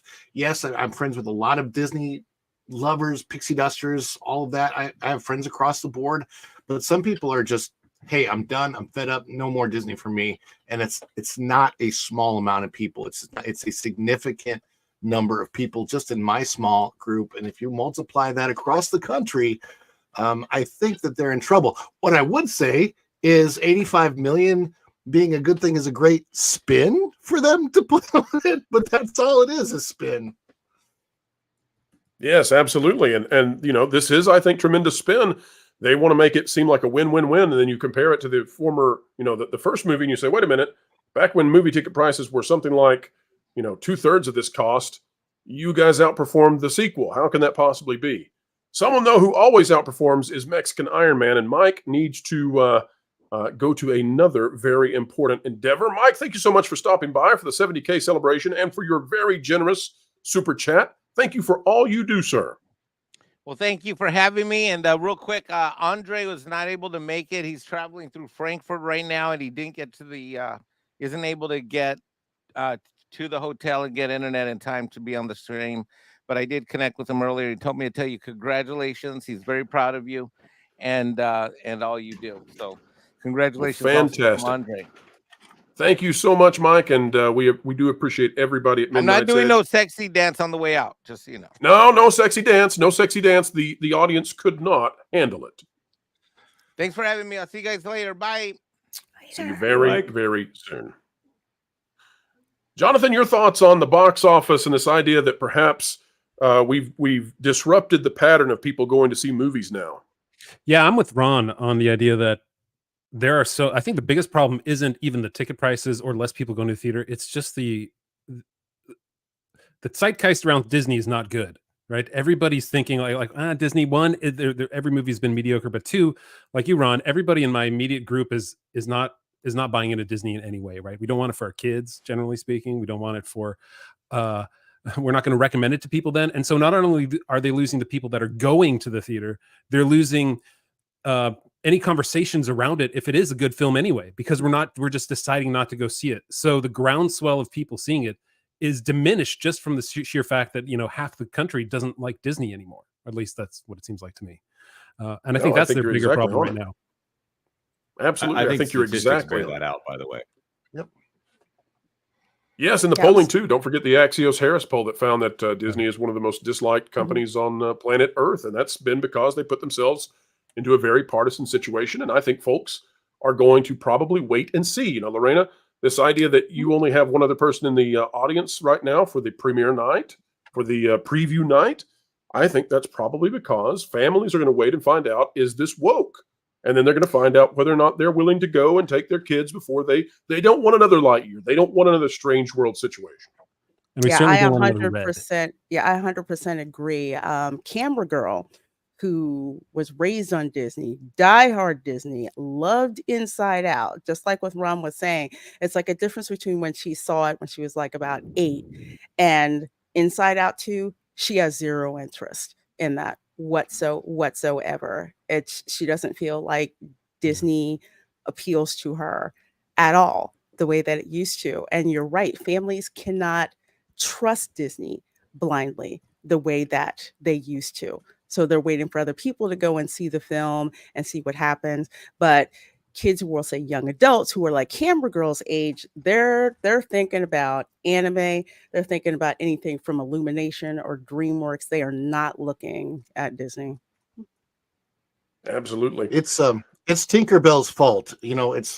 She started it all because she was problematic, and now it all is.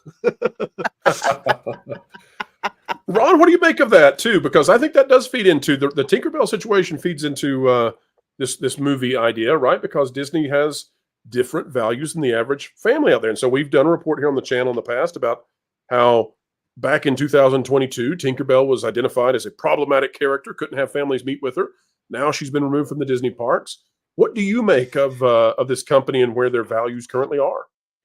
Well, let me explain one of my issues totally based on that is that I find the message that comes up before an old movie, if you watch Disney Plus and they've got a trigger warning before the movie, I find that far more offensive that they put that there, basically talking down to an audience that's been around this type of stuff our whole lives. I can judge for myself whether I think that movie has issues or not has issues based on my own life, my own history. I don't need a trigger warning from the company trying to coerce my free thought of why would you even put the product out? I don't know. That boggles my mind because I can understand a warning about, okay, this has tobacco use, this has drug use, blah, blah, blah. But when you put a long message saying, well, the ideas back then were wrong then and wrong now. And I'm like, sorry. I get this. It bothers me so much that they would even put that stuff on these amazing movies like Peter Pan with Tinkerbell, who, yes, I understand. I mean, Peter Pan's still in the parks. Dumbo is still in the parks. There's a lot of issues with the Dumbo movie if you go back and you look at it from today's perspective. But to be honest with you, there was a different perspective. There was a different audience back then, and that's okay. We can look back at old things and go, okay, things have changed, and we get that, but I don't need you telling me that, Disney. I'll make those decisions for my own, and I'll make those decisions for my family. And you're helping me make a lot of different decisions for my family than I used to. Mostly that I'm going over to DreamWorks and Illumination most of the time. That's right. And your eagerness to go to Universal Studios, I think, is right in line with audiences' eagerness to go visit those little yellow minions who don't come with disclaimers, who don't demean the past. And I think that is, well, it's not a great thing for Disney for their ask for audiences to return. Ron, you are constantly, though, pumping out great content, and I think everyone should be returning to see what you're up to over there on your channel. Tell the folks out there what they can expect to find with following your fun. Well, I am updating Broccoli Mountain's broccoli-ness every single week. The backside of Tafiti, Ron. Yeah, yes. I want to do this shot where I see Tafiti turn around and you see that backside. And but to let the audience know, the backside of Tafiti is regularly dropping logs now, most of the time. So that's good. Yeah. Yeah. Poor Tafiti. But you know, and here's the funny thing, and it looks like the Haunted Man. It looked like Haunted Hill at night. Lorena knows, we were there together the other night. Yeah. It's got the purples and it looks like Haunted Hill. I think that's on purpose. I think there's some mystery, magical aspect element they want to at night. But here's the worst part of that: that lighting package actually looks still way better than anything during the day. And all of it's so diminished from what Splash Mountain was. But I am keeping up with that, and I'll ride it the same day Lorena does. We'll see if the inside's any good. Yeah. At the end of the day, it's a ride that gets you wet. Whatever, fine.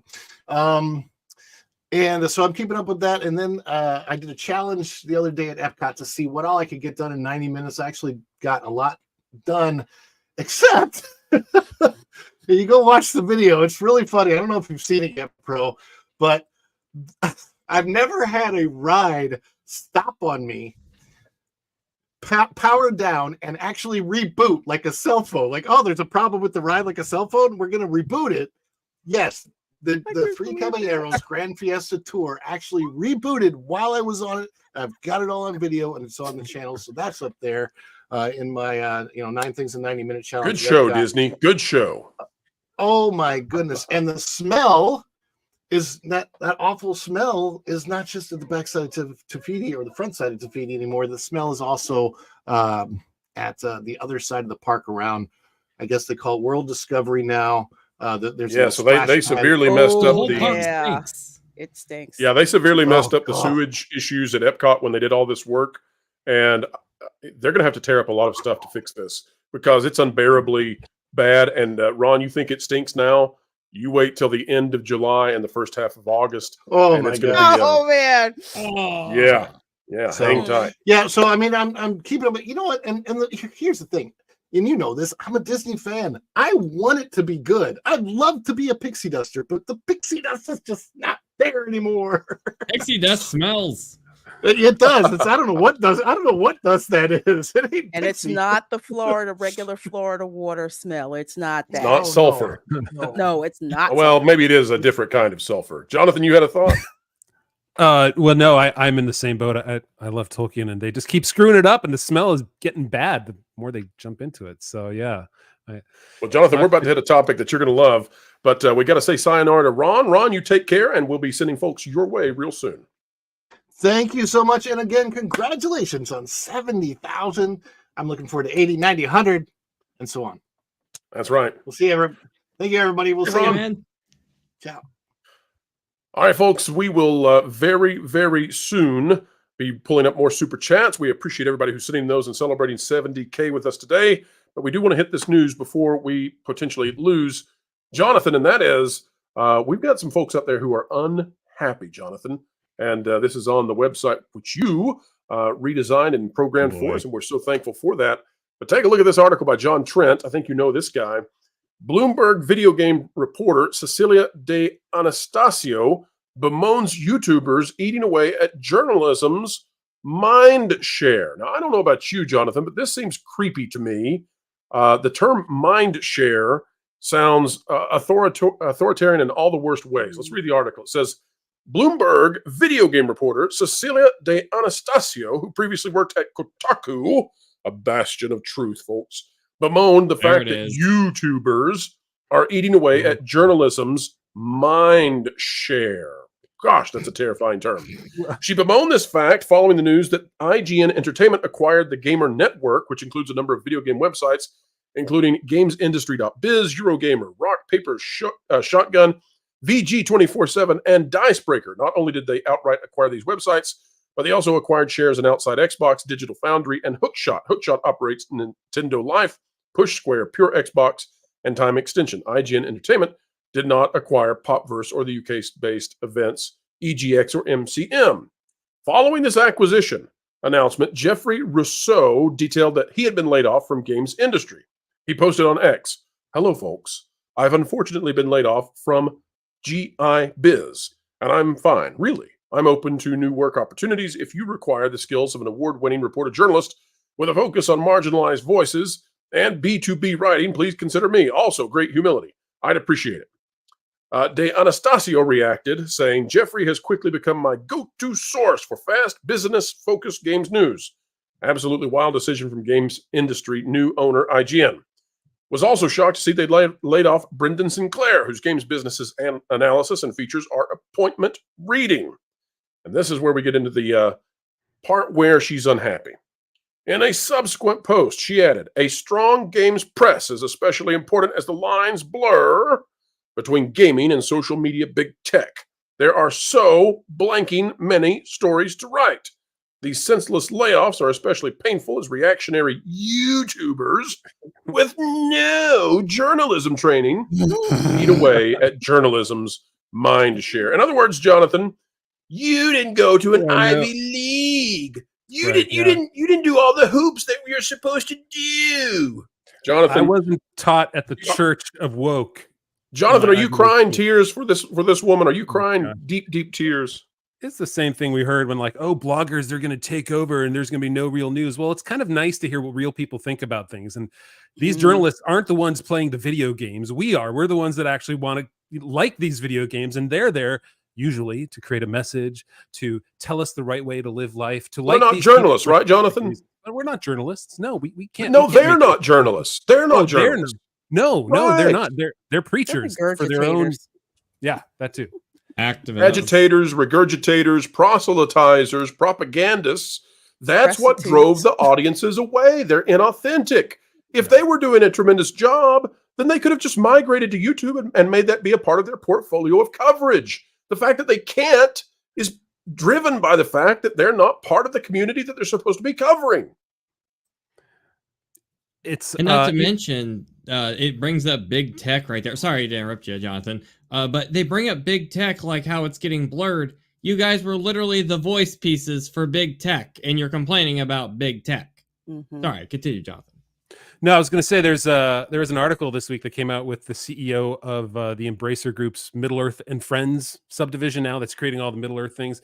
And one of the things that he said, right, that what's important, like, well, how do you make Frodo accessible to the Asian audience? And so the question was asked is, like, if an Asian audience is looking at a version of the Lord of the Rings property in the future, how would it be visualized for them? And I'm like, but like, I don't play a video game because he looks like me. I don't play a video game because he says. I play a video game because the characters are engaging. Things are like that. It has nothing to do with that whole idea that you have to represent in any way possible for whichever they are. So what are you going to do? Like, create 75 different Frodos for every single ethnicity in the world? Like, it's so stupid that you have to go into this division of what people look like or who they love in order to make this right. Like, they just throw in all these sorts of things that they've learned, like you said, Pro, in the Ivy League schools, that they've bowed the knee to that altar, and that's all they know. They don't know how to make good games. They just sit there and preach their stupid maxim. Anyway, I'm getting on my horse a little too much here. Well, let me ask you this, though, Jonathan. You've battled some of this in the past, I would say, with the website that you operate.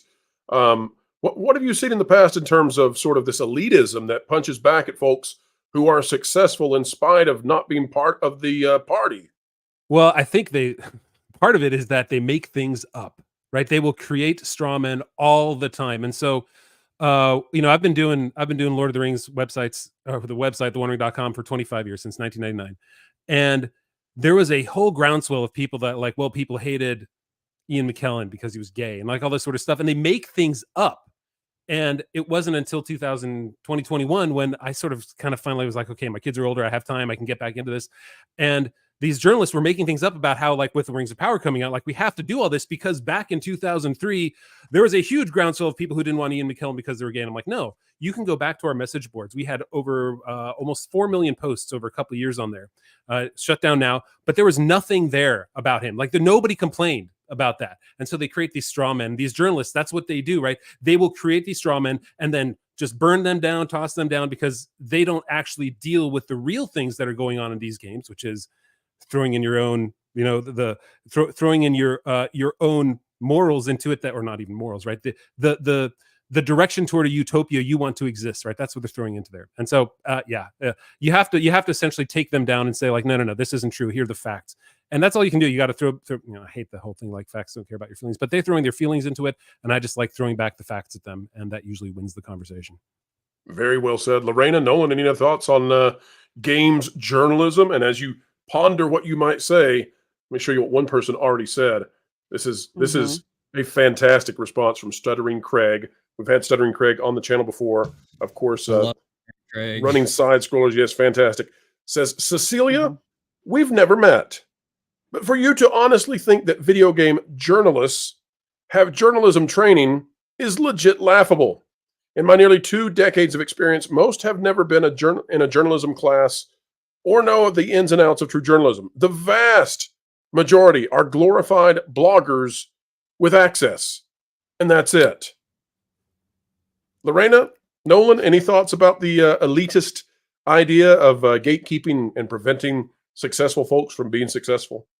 They They're don't want basically. to lose. Oh, sorry. Go ahead. Oh, I was going to say, no, they're high off their own supply, really.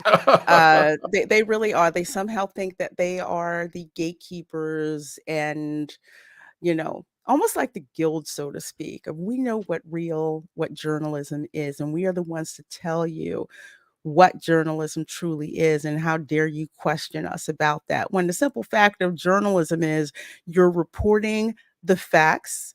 If you're going to put your own spin on it, it's called an editorial, and you call that part out, but that's it.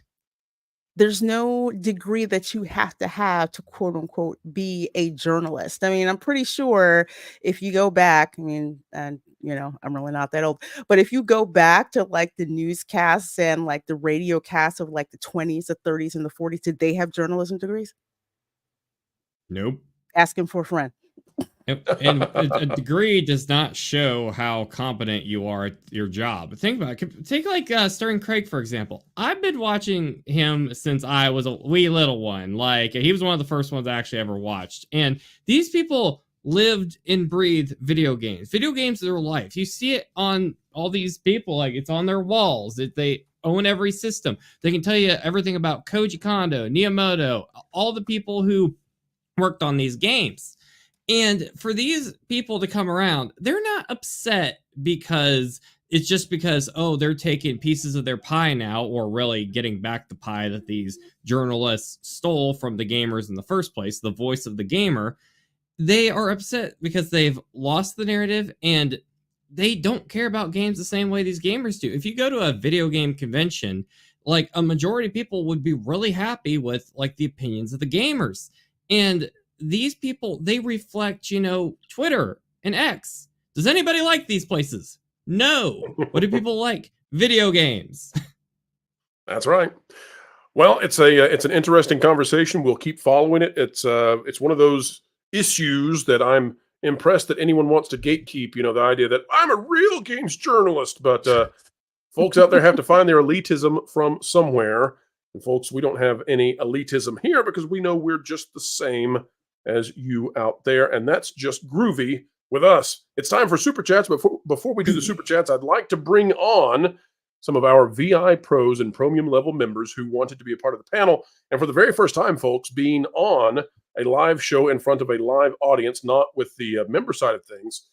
Cameras are off, but let's welcome in. First of all, just caught her with the bonus member spotlight video that was fantastic with Hangry Table. Erica is here. Erica, how are you? Good. Can you hear me? We can hear you, Erica. Nice to have you on board with the Pro Show. Welcome. Hi, everyone. Hey, Erica.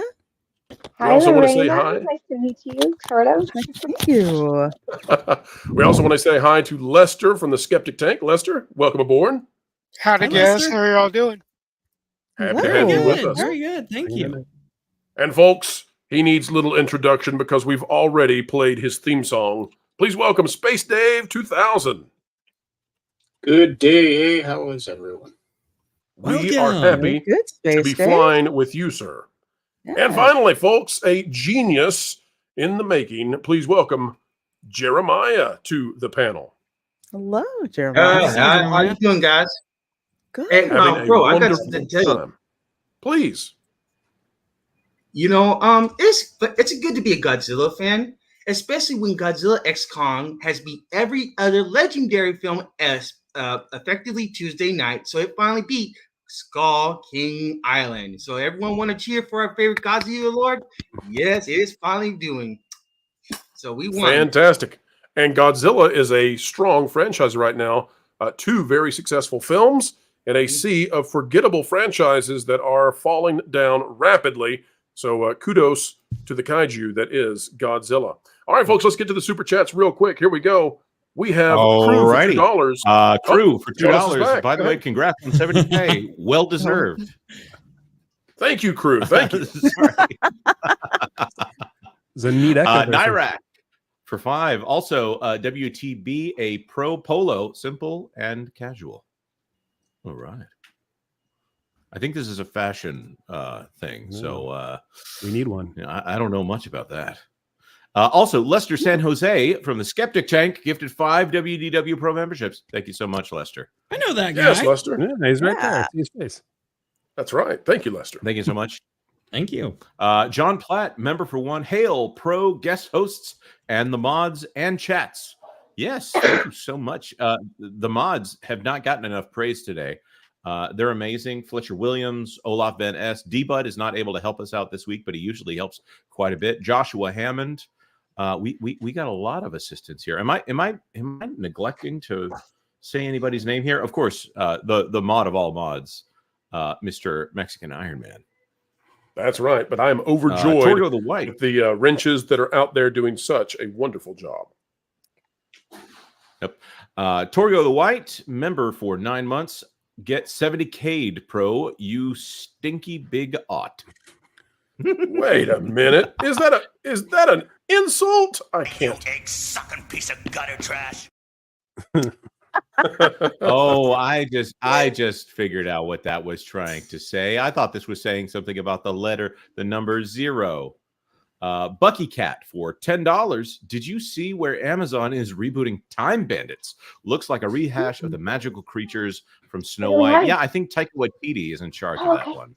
What? I'm shocked that Taika Waititi would be involved in something like that. I'm shocked, I tell you. No big shock. I think Terry Gilliam is not very happy about it. No. So, hey, look at this. It's from Lorena Creole for $2. Congrats. I know her. 70K. Grateful for being a part of that Park Place. We're so grateful to have Lorena on that Park Place. We consider ourselves very lucky to have Lorena be a part of the team. Thank you, Lorena. The most beautiful nerd in all fandom. Oh, well, that's a compliment. BR Geist, member for 2. SR just dropped a bad Star Cruiser piece. Wonder why. Screen Rant? Oh, Screen Rant did. Is that That's going to be interesting. Well, the lever has been pulled. Apparently, it's okay now in the media. They need to, because something else has to arrive, and they need you to be on board with that. So that'll be what's up. Well, next. yeah. And Disney has cover because they say it's a Chapek initiative. I'm not so sure it's that much of a Chapek. Even though it was approved by Bob Iger. Yeah. That's right. Is this live for 100 Canadian dollars? 100.1 Canadian dollars. Wow. Congrats on Thank 70K you. Pro. Love this 25 diverse Canadian community is you are building. And I might add, Mexican Iron Man is the greatest YouTube consultant, and Jonas, the best Randy Newman impersonator. Well, Yes. we do get together and have competitions, and I'm not sure I'm the best. No. It's not going to stop me from trying. Deep in the heart of the Walt Disney Headquarters Studios in Burbank. The cartoon duck isn't working, Randy. We're gonna have to use your golden pipes to get the shareholders to like us better than Elon Musk and Nelson Peltz. Otherwise, they might vote in Trian and have us moderate the company. Go ahead, Randy. Do the Toy Story thing. Let's go. You got a branded Bob. You got a branded Bob. Vote the white card, not the blue. Vote for Bob and he'll vote for you too. Only white cards to see things through. Oh, you got a branded Bob. And yes, folks, that is, in fact, Jonas doing the voice of Randy Newman. Thank you, Is This Live? You've been so generous today. I'm having a bit of an audio issue, Pro. I might have to check in later. All right. Well, we will continue forward, even though we have lost, for the moment, Jonas J. Campbell. May he rest in peace until he returns.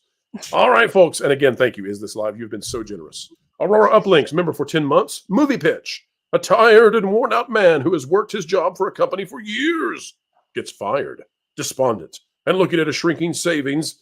He buys a few things and goes on a road trip to do his bucket list before deciding. And Aurora continues. Did he what to work do at with Disney? the rest of his life? Maybe Wally World. Considering and being motivated by his journey, will he find a reason to keep living and invest in others? More time or take a final trip out of the big lights of the world? Watch him take a journey that impacts people he meets along the way and his impacts on his own life and the way he can live. Well, Aurora, that is a fantastic idea. And Aurora, the great news is that next year there are going to be such powerful AI tools at your disposal. If you want to begin making some of these movie ideas that you have, I would love to see a short film made by Aurora Uplinks next year. I hope that we have the honor of getting to watch just such a thing. Thank you, Aurora. Albert Nada Retro for 5 Canadian. I can explain language and fighting, but how do I explain to my 6-year-old nephew why Thor's friends didn't help him when Zeus abusified him?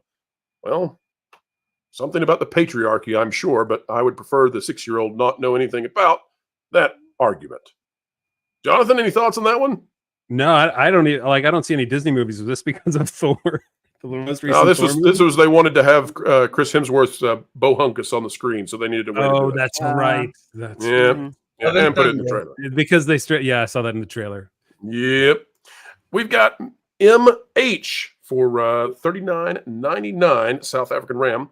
Last time I went to watch a Disney movie was Moana back in 2016, and for Pixar, the last movie I ever saw was Brave, and that was back in 2012.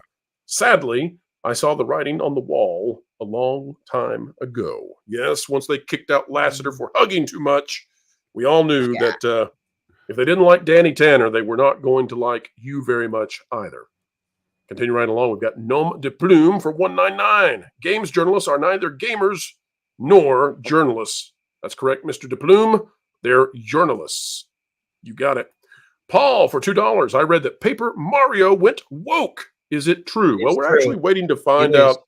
It is seemingly true. We got to find out if the folks over in Japan knew what was going on, or if this made its way through without their proper approvals, because they're very hesitant to get their properties into any kind of controversy. So we'll see.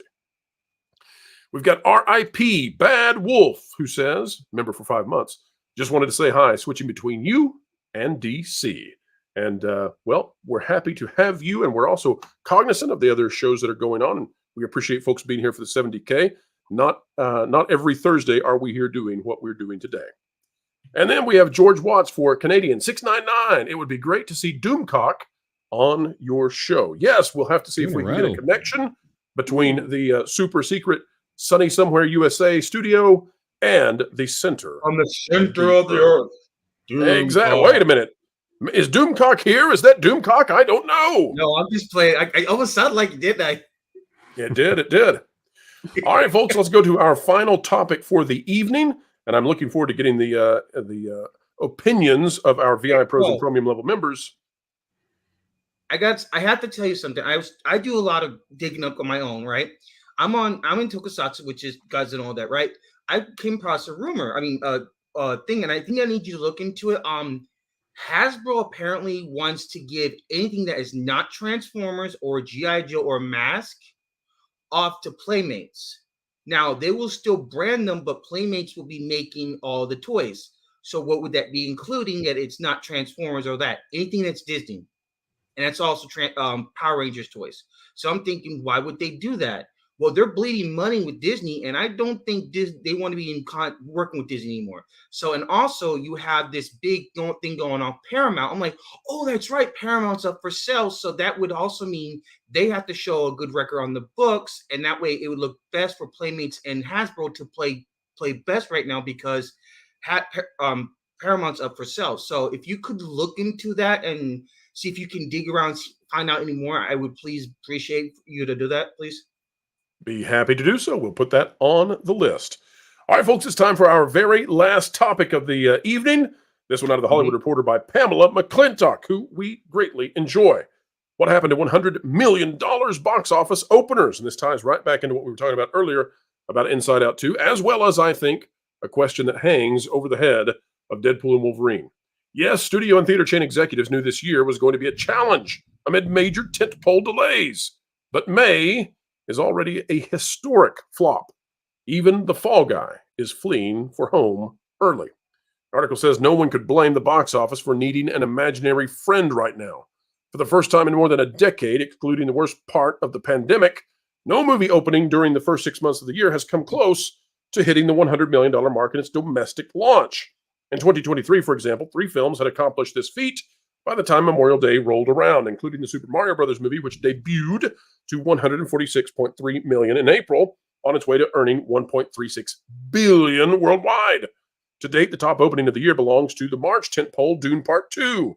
It started off with $82.5 million, followed by $80 million for Godzilla vs. Kong: New Empire. In fact, it's nearing the 1-year anniversary of the last film to open to $100 million or more, Barbie, which sunnily smiled its way to a $162 million debut in the latter half of July. It ultimately became the year's top-grossing film with $1.45 billion. Now, what this does is it goes on to talk about the fact that there are so few films that might even cross the billion mark in 2024. You might narrow it down to maybe 2 movies left on the horizon that could do so. Now, maybe we could get Deadpool, but topping the $100 million mark on the opening weekend, most likely ones right now at this point, Moana 2 and Despicable Me, both kids' films. Nothing really on the horizon for adults. Nothing on the horizon right now for the traditional blockbuster. Maybe that's the biggest news, is the blockbuster has gone away. And that's a very strange thing. What I'm curious about from the panel, and anybody chime in on this, I'm beginning to wonder if cinemas can survive. I'm starting to wonder if movie theaters will even be alive on the end of this thing, because if we don't have blockbusters anymore, who's going to the movies? Pamela, your thoughts? Bro, I think it's the economy. It's hitting everybody. I work at Red Lobster, which, yes, we had 100 stores close, which that was bad management, and the endless shrimp, which I know everyone enjoyed last summer. That's never happened again because the timing got. But it ain't just Red Lobster that's shutting down. I mean, stores. It's you got IHOP, you got Servo, the pizza vents in all the malls. They're going out of all the malls. It's just the economy right now is so bad that people are being choosy on what they spend their money on. So I think it's basically people are being careful about, okay, is this one got woke elements? I'm not going to spend my money in it. And that's what I think Hollywood needs to understand, that if they take the politics out, like Godzilla x Kong was just a dumb, stupid monster film, but it had a lot of heart, and we need to get back to those films. And I think it's because of that, people are just, they don't want to go anymore. I even had Inside Out.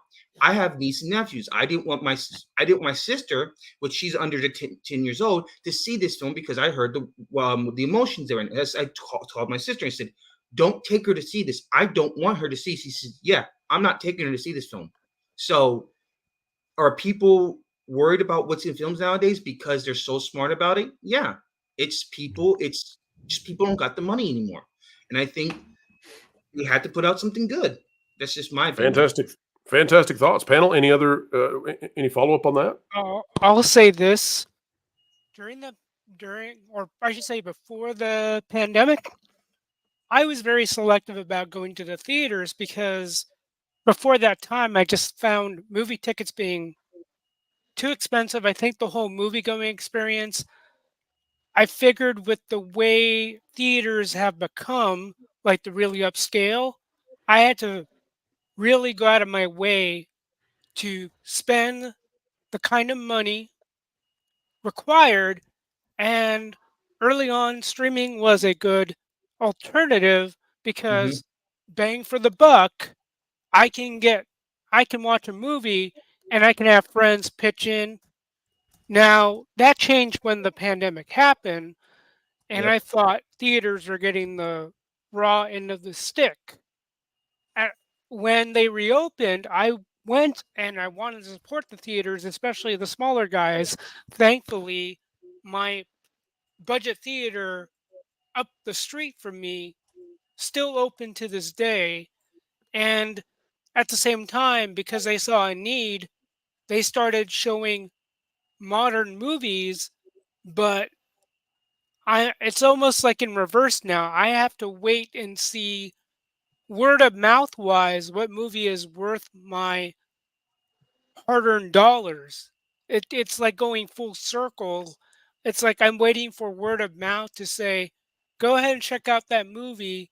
And I tune into guys like yourselves and others. Yeah, go ahead. Culture Casino.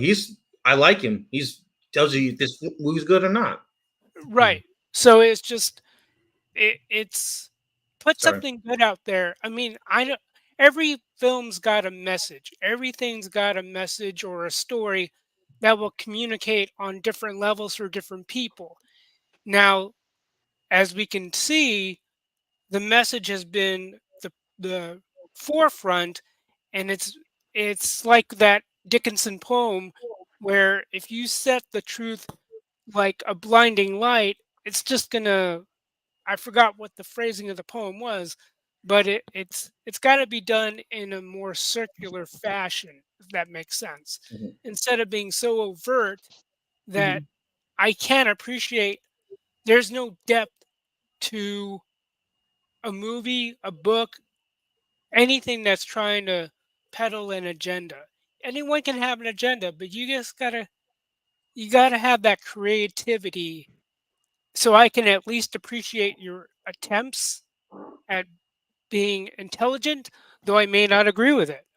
I'll respect you more if you do a good job at communicating the message. Really tremendous thoughts there, Lester. Yeah. Erica, what do you have to say about the cycle of going to the theaters? Do you think that's been broken by Hollywood now, and can it be repaired? I think it's multifaceted. With the economy, a lot of wages aren't relevant to the current cost of living. My sister complains all the time. They're a family of 5. They just can't afford it. There's also been a decline in stories and characters. Everything just seems to be copy and paste. You know, it's sequels, it's prequels, it's continuing universes of stories, and it's gotten old. I will say, on the cinema experience alone, kind of taking movies out of it, Germany tends to really, in my opinion, hit it well in their keynotes. When there's a keynote next to our military installation, we actually enjoy going to because it's really upscale and classy. You feel like dressing up. There's a baby grand piano in the middle. They have a beautiful bar. You can order drinks in a very, it just feels classy and upscale. And that's an experience I never had in the United States growing up until we were stationed in Germany. That is one element of movies experience I am going to miss moving back to the United States. Um, and they do show a variety of stuff in Germany other than just the, I guess, blockbusters and what is being run in the US. They will also run like stage shows, I've noticed, like ballets and things of that nature, which I don't see very much of it in the US. Yes, and Germany is very interesting because Germany is one of the places that renamed the character Anxiety for Inside Out 2 because they have enough sense to know that kids should not be cuddling with anxiety. Space Dave, let's wrap the conversation with your thoughts on perhaps what could Hollywood do to bring back audiences. Let's end on an optimistic note. What are we missing in theaters that would return folks to the seats there? I think they've shown some good examples of what catches people's interest, whether it be Super Mario Brothers, franchises that are successful like that, and it's just good quality entertainment. Barbie, although I never watched it, Oppenheimer, those are examples of successes. So they have to be drawn back to what is successful and kind of move away. I think everybody's kind of talked about agenda here. Stay in the middle, write good stories. I think bringing down the budget's important. How are you ever going to make money if every movie has to make $1 billion?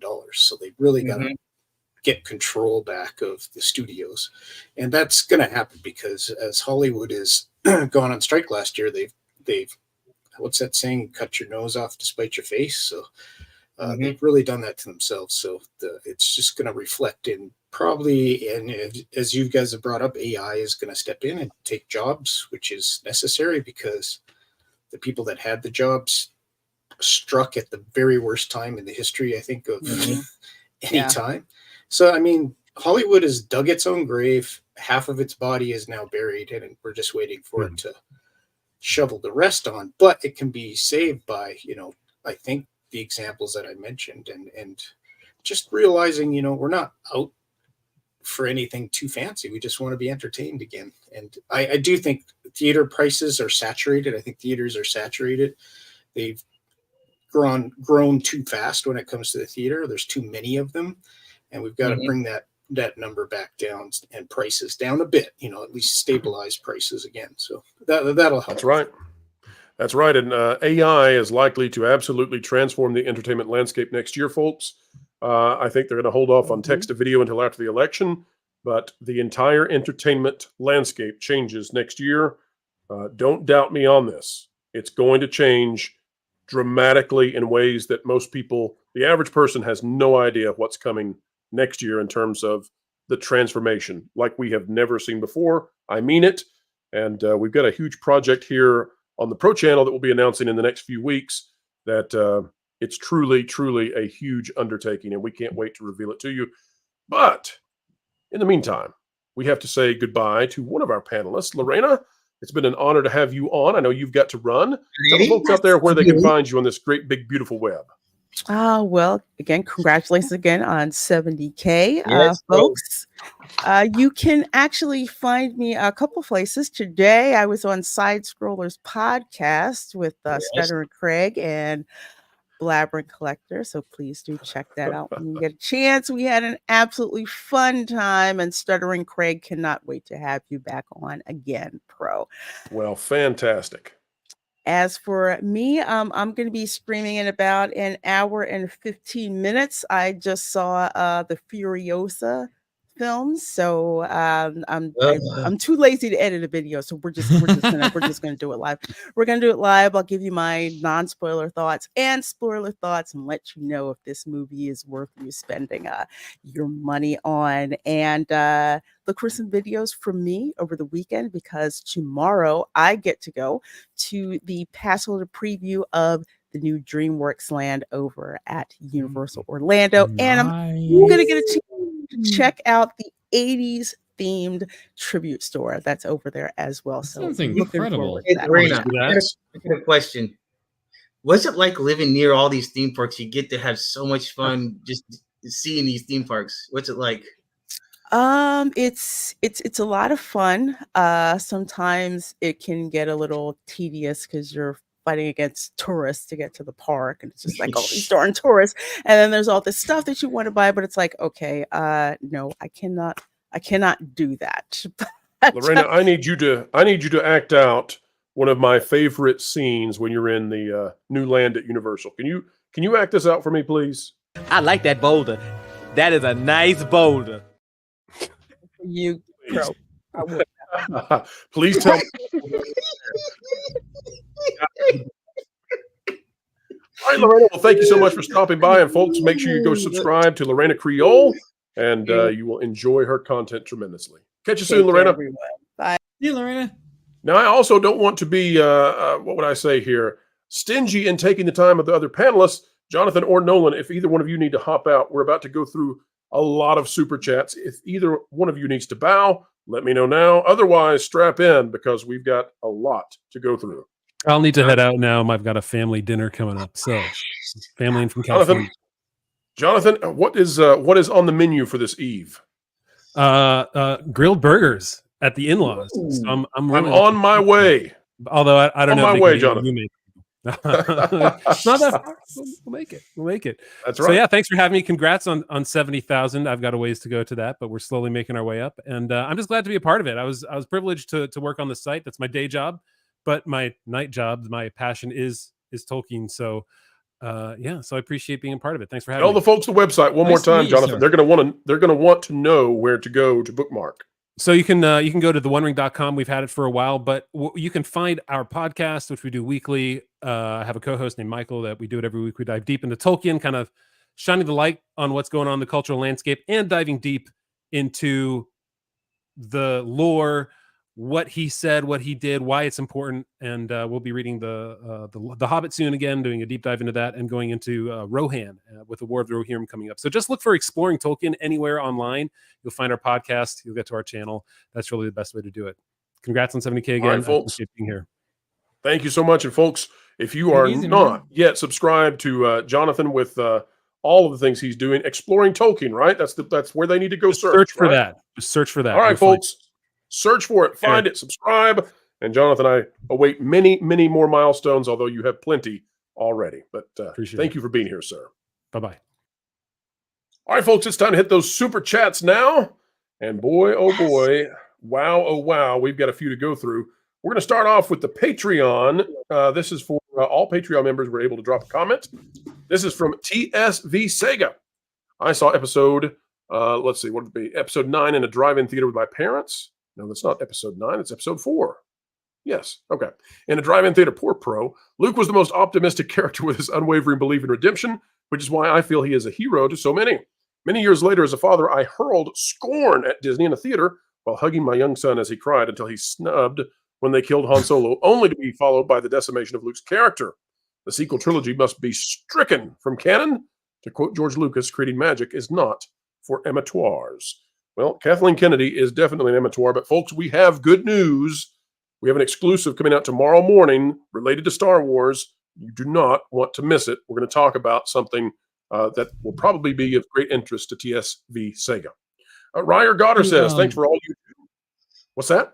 Oh, sorry to interrupt. I just wanted to say something 80s man said in the chat. He was asking if I was vaping. No, it's water. We drink water around here. Just want to say good influence on the kids. Just want to let you know. Ryer Goddard, who we hope is also well hydrated, says, thanks for all you do and keep up the great work. The Fall Guy is hitting digital only after 3 weeks in theaters. Not a good sign for theaters. Yes, and I'm worried they're not going to make it. Flying Blind on a Rocket Cycle. Great name. If the we've trained people to wait for streaming excuse was valid as to why the animated movies have been doing so well, wouldn't they be the big hits on streaming? And if that's the case, why is Moana apparently the most popular movie for them at the moment? Anyway, keep up the good work. Uh-oh. Glad Jonas is not here. Go Wilton? No, those are great points, and Moana is indeed the most popular movie on streaming still to this day. Is this live? Says, congrats on 70K. Onward and upward. Your success is well earned. Well, it is earned based on you all being the electricity that drives it all. And is this live? You're a huge part of it. Hooves says, congrats again on 70K subs. I believe Deadpool and Wolverine will outperform expectations. Stranger things have happened, and Stranger Things is a pretty good show. All right, folks, you know what we got to do next. It is time for the member chats, bonus member chats, folks. Woo, we got a lot. 37 of them, and we will give each one of them Yikes. their appropriate due. I wasn't kidding, was I, Nolan? Strap folks, in, and that's everybody. We're going because- to have some fun here. That's right. That's because for the next 2 weeks, almost every member will get almost every single membership perk at all levels. And then, folks, if you want to become a member at a higher level later on, that will be up to you. But you get to enjoy all the perks basically for the next 2 weeks. Mudvalve says, is Lou Wasserman's ghost actually Mexican Iron Man, or do they just have similar voices? Interesting. I think We'll he have to knows ask. much. Yeah, they were on the same show today. That's a little bit difficult, but maybe someone is so smart. Richard Martin says, given the obvious potential breaches of corporate governance by Disney executive management and board, what is the likelihood of the company being placed into court-ordered administration? Does this occur in the U.S. as it does in other countries? Richard, that is exceedingly unlikely. There would be many, many steps that would occur before that, and we are, out of 100 steps that would be necessary for that to happen, we are not on a single step, and the first 2 or 3 of those steps would happen under a different administration if it were to occur at all. But that would be the board would step in way, way before anything like that happened to correct. Rod Thunderheart says, congratulations on 70K. Glad you do this as for now in the immediate future. I'm currently unemployed. And yes, Rod, that was very sad to hear that. I left one job for a superior job and it never worked out. However, it made me realize just how unhappy I was at my previous job. Then someone totaled a truck and had been using mine, so nothing to go back to. Though it was only a slightly better job of my previous one, want to find something better. Well, Rod, one of the secrets of success is perseverance. Don't let the bad times get to you. Remember to keep going, persevering, and seeking the good, and sunshine will await. Everyone goes through extremely hard times. That's right. Fletcher Williams, one of our tremendous mods out there and a friend of the channel. Congratulations, Pro and Gang. 100,000 coming soon. Well, folks, that's all up to you. Share, like, subscribe, send these things out there. Be the electricity, and we thank you so much. And we thank Fletcher. The dude is amazing. Rio Hoshi says, I remember hearing that Imagineering was suffering from brain dead decades ago. As the work environment became worse, the prestige dropped, and Disney's competitors started being able to hire them away. What are your thoughts on how long this has been going on and what can be done to fix it? And if Disney's going to be willing to do it? Well, once Universal came onto the block and was a force of nature, really with the wizarding world of Harry Potter, that really broke the sphere around Disney where they were able to hold on to the highest level talent. And once that was shattered, things have not gone back at all. And of course, now Disney is obsessed with DEI issues and hiring Imagineers based on DEI issues. And we all see what's happened from that. I think Universal also did, shots across the bow with Shrek and those successes. So you bet, absolutely. And it's not going to slow down. I mean, Universal has expansion space for days at Epic Universe. So we'll see how that plays out. Ryer Goddard says, congrats on 70K, now on to 100K. Thank you so much. And here's someone I think we know. Erica says, congrats on 70K. So excited for you. Well, thank you, Erica. You're welcome. Matterhorn Big Thunder Pirates. I think I know some of those rides.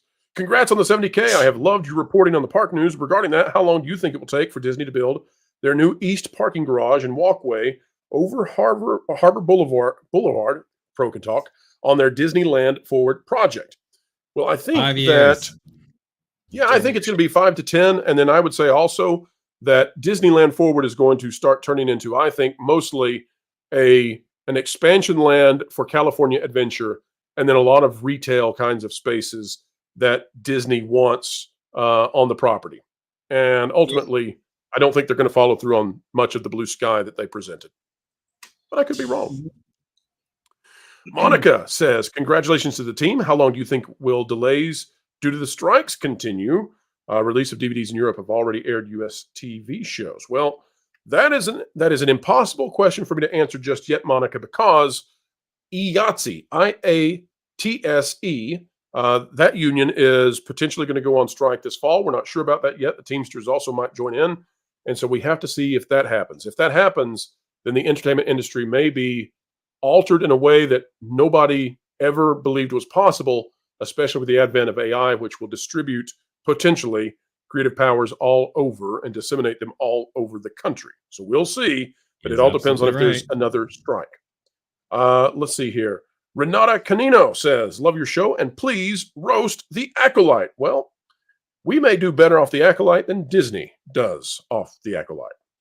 DJ IT Brian Watts says, congrats all in regards to Disneyland Forward. California Adventure needs help. Lack of e-tickets compared to Disneyland. And yes, I think the Avatar experience is going to be connected to Pixar Pier and will take place in the southwest corner where the Disneyland hotel parking currently is. So folks, watch for that. I don't know if I just said something that not many people know.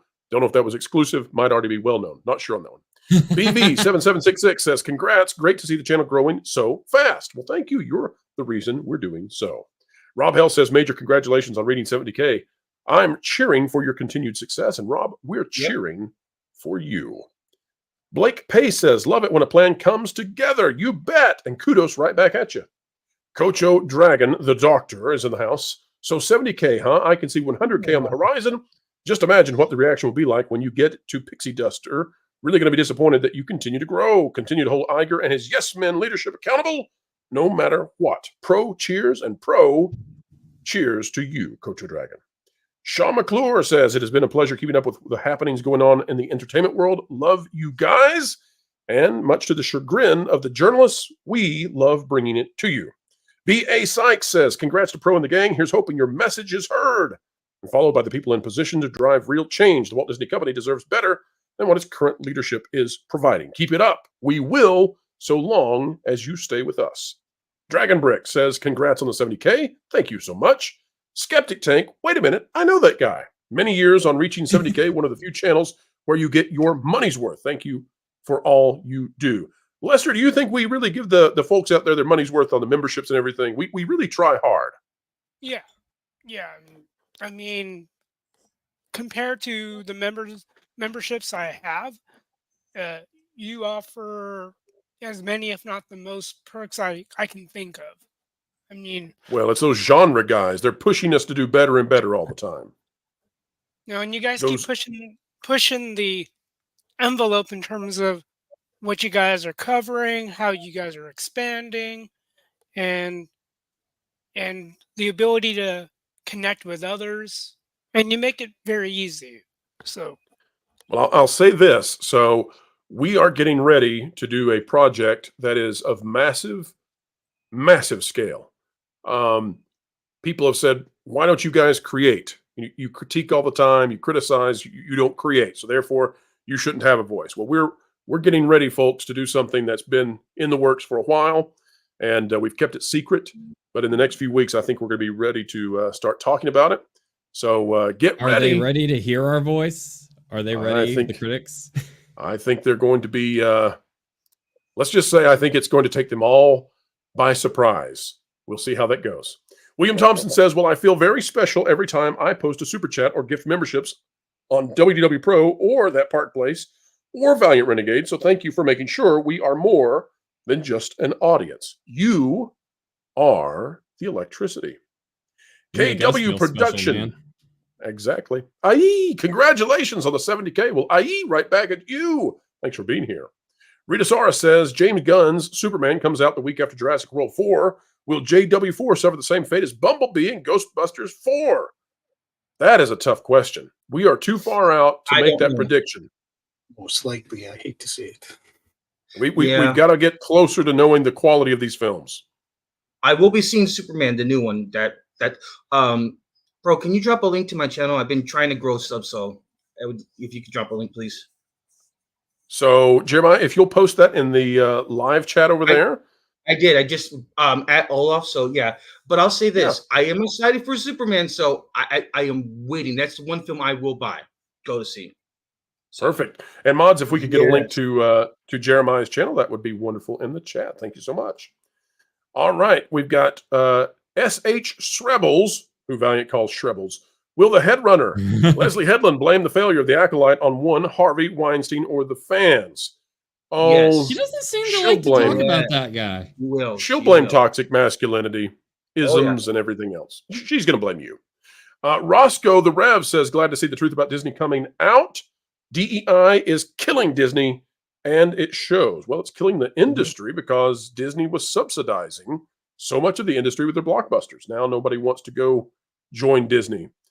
Shane Ezekiel Abaddon says, Disney no longer creates or innovates. They purchase, desecrate, sprinkle in some DEI, and regurgitate the same message in almost every film. This no longer feels like an agenda for Disney, but more a mission statement. I think this is the hill they have chosen to die on, and I hope I'm wrong, but I doubt it. I'm just sorry my daughter will never get to experience the Disney that I did. Congrats on 70K Pro, and Jonas, and have a great one from Australia. Shane, you have a great opportunity in Australia to go to a place that still respects Walt. You ought to go on up to Japan, to Tokyo, if you get a chance, and go visit Tokyo Disneyland, where Oriental Land Company owns those parks and treats them with the reverence that Walt once did. Glade Riven says, have you settled on a name for the new gaming channel? Yes, we have. That Game Place. That Game Place is the name of the forthcoming YouTube channel. And by the way, folks, I'll go ahead and reveal this to those of you who are watching right now. Breaking news, everybody. Breaking.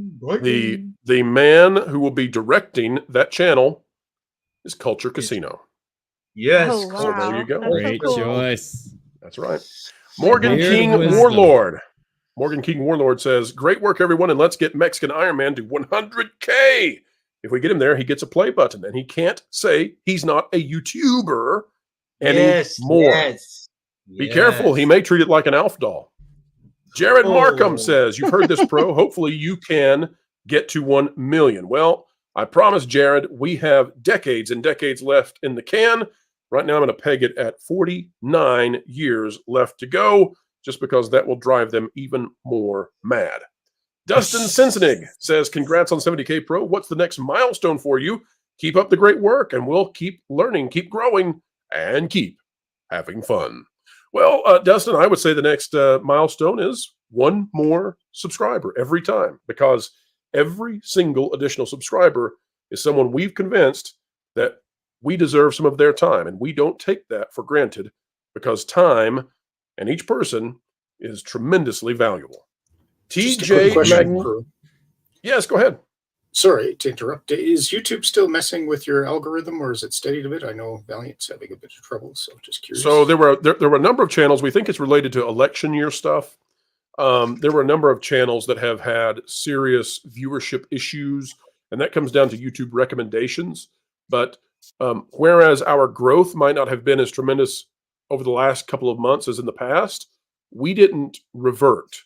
And you've heard some channels like Shad University has come out and said, hey, we're being wiped off the map and all this.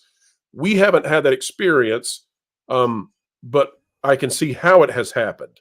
But we produce such a high level of content on such a regular basis that I think we've been able to fight through it. So that's how we've managed to keep going. And we're going to keep going as long as we can. Great question, though. TJ Magnify, got it. Awesome. Congrats on 70K. Well, thank you so much. And Chuck says, congrats on 70K. Keep up the good work. Still mad Disney ruined my sports ball. Well, we're mad about it too. And we're not going to stop being mad about it until they fix it. We also want to welcome in a little bit late, but Rick Carrera, welcome. Welcome. Hey there, everybody. How are you? Happy to have you aboard. Truly. Thank you, Pro. I'm sorry I'm late. I have family in town due to some surgery issues. So no worries. Family always comes first. No worries at all. Best wishes, man. Prayers and best wishes. Thank you. That's Thank right. you. I wanted to pop in real quick when I saw the stream and wanted to wish you congratulations on 70K. Very well deserved. The content you've been pumping out has just been absolutely amazing recently. But I think it's just a testament to you and your team and your investigative reporting of what you're doing and to keep everybody informed. So thank you for everything that you do. Well, thank you. And Rick, did you get a chance to hear that we're about to release something tremendous in the next few weeks, or at least make the announcement? Have you heard about that? I just popped in when you were making that announcement. Something big is on the way, and we're happy to bring it your way. Nolan Thunder with a gifted membership. Ooh. Who's that guy? Who's that? Thank you, Nolan. You didn't have to do that. Very kind of you, sir. No problem. We also have Medmutt, who says, Dag nabbit, Pro. I feel like I should speak with an old prospector's voice when I do that. Dag nabbit, Pro. Oh, congrats to 70K subs. And soon to be, pinky finger and corner of mouth, 100,000 subs.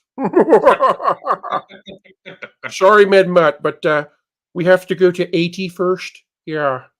But, MedMutt, we can't be mad at you because you gifted 10 WDW Pro memberships. And you know what? Woo! We haven't celebrated quite yet enough. So let's do it. Go for it. More time.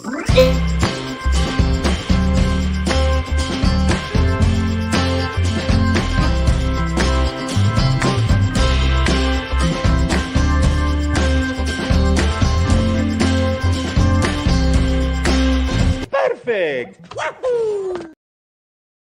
So thank you, MedMutt. It's always the year of MedMutt here. Paul for $5, my $10 meal, now my $15 meal. My $2 drink, now $3. Multiply by 4. I can't afford eating in these days. How am I supposed to afford eating out? Yes, exactly. And food inflation is absolutely out of this world. Many predicted it would happen based on things that were done, but listening, there was not. We've got Anna Dakid, member for 3 months. Congratulations on 70K, and thank you, Anna Dakid. Thank you so much. MedMutt for 50. Holy moly, MedMutt. $50. You know what, MedMutt? That deserves this. We're going to do it.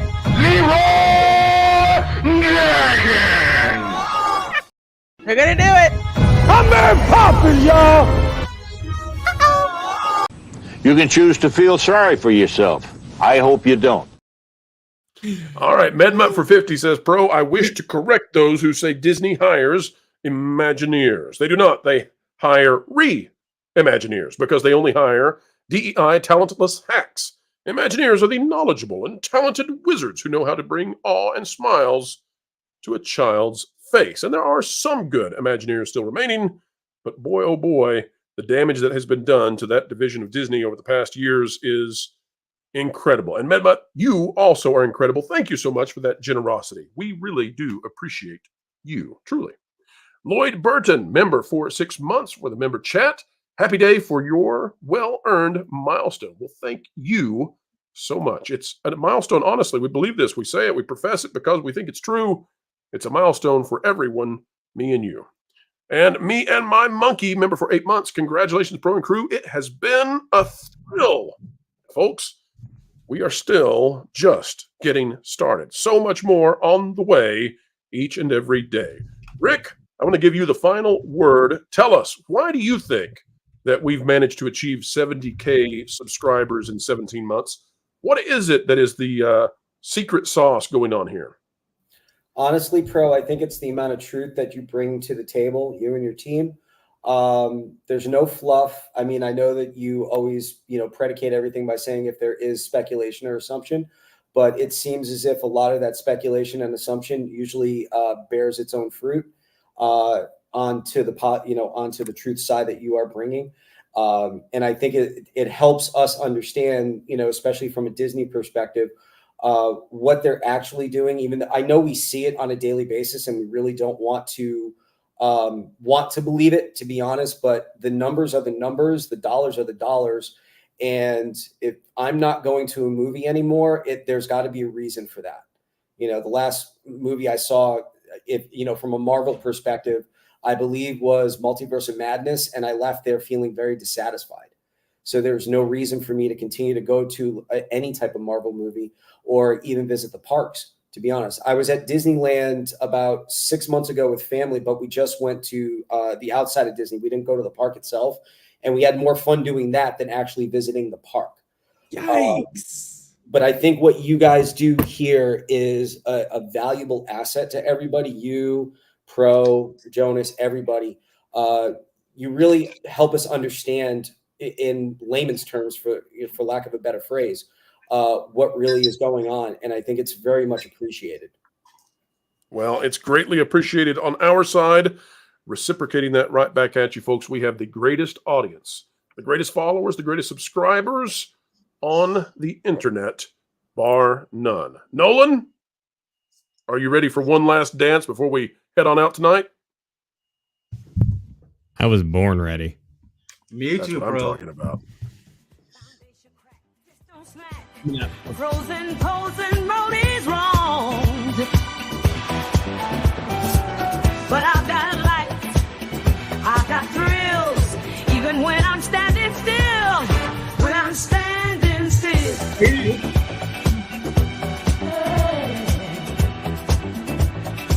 Oh, yeah, folks. Let's go get it. No, Nolan, you can't stop. No, I gotta keep going, keep the man, you finish this. This will never die, bro. Get ready to not move. Get down with your bad self, Yeti. Get down, Mr. Oh So Steady.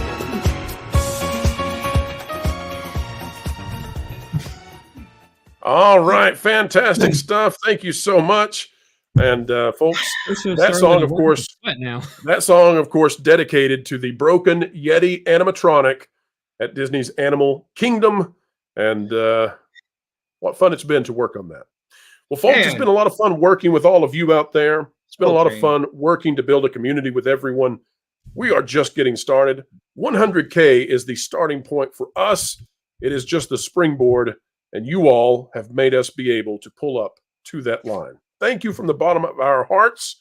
Make sure you subscribe to Nolan Thunder. Go check out Space Dave 2000, as well as Jeremiah's channel that he's put out there. And folks, before we go, we do have Jeremiah Hembry. That's right. Folks, we've got one more that just came in. This is a member chat 1 month. Z the Zombie. Pro, my son is 11 and loves the show. He says hi. Well, to Z Jr. Comments ever. It's so sweet.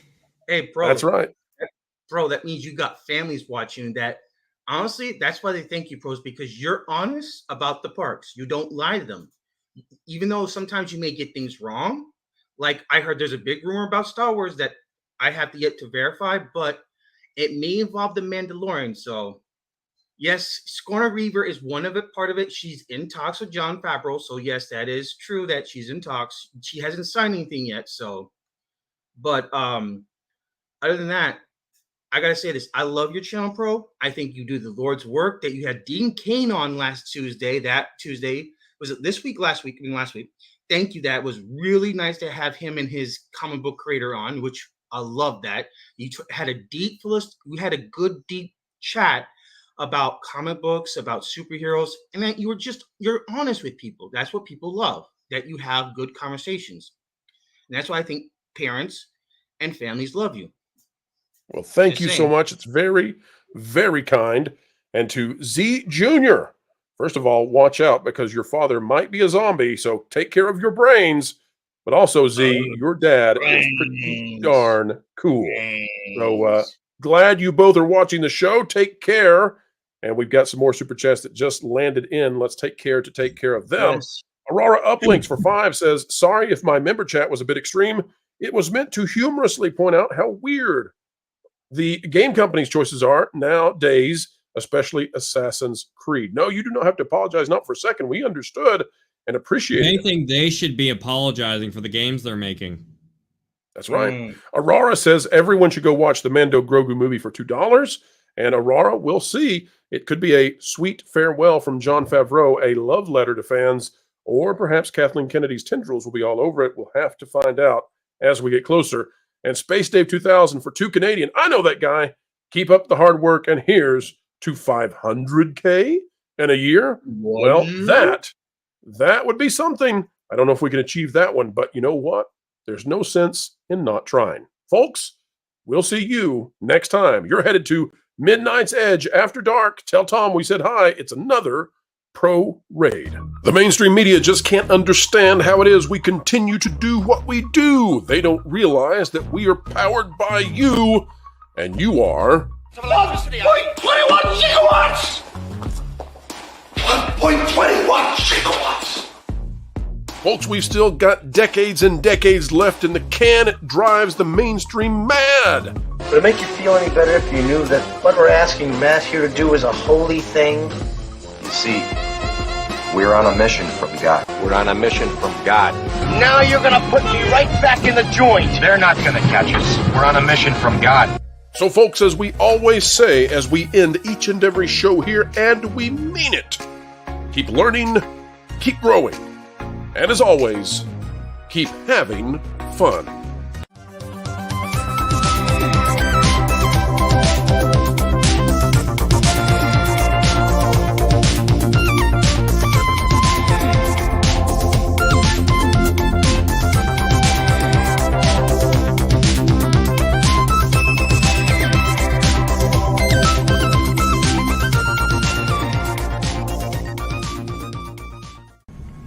Every time they hit him, he stood back up again. So they hit him harder. Still, he got back to his feet. Standing man. The crab people shall finally reign supreme!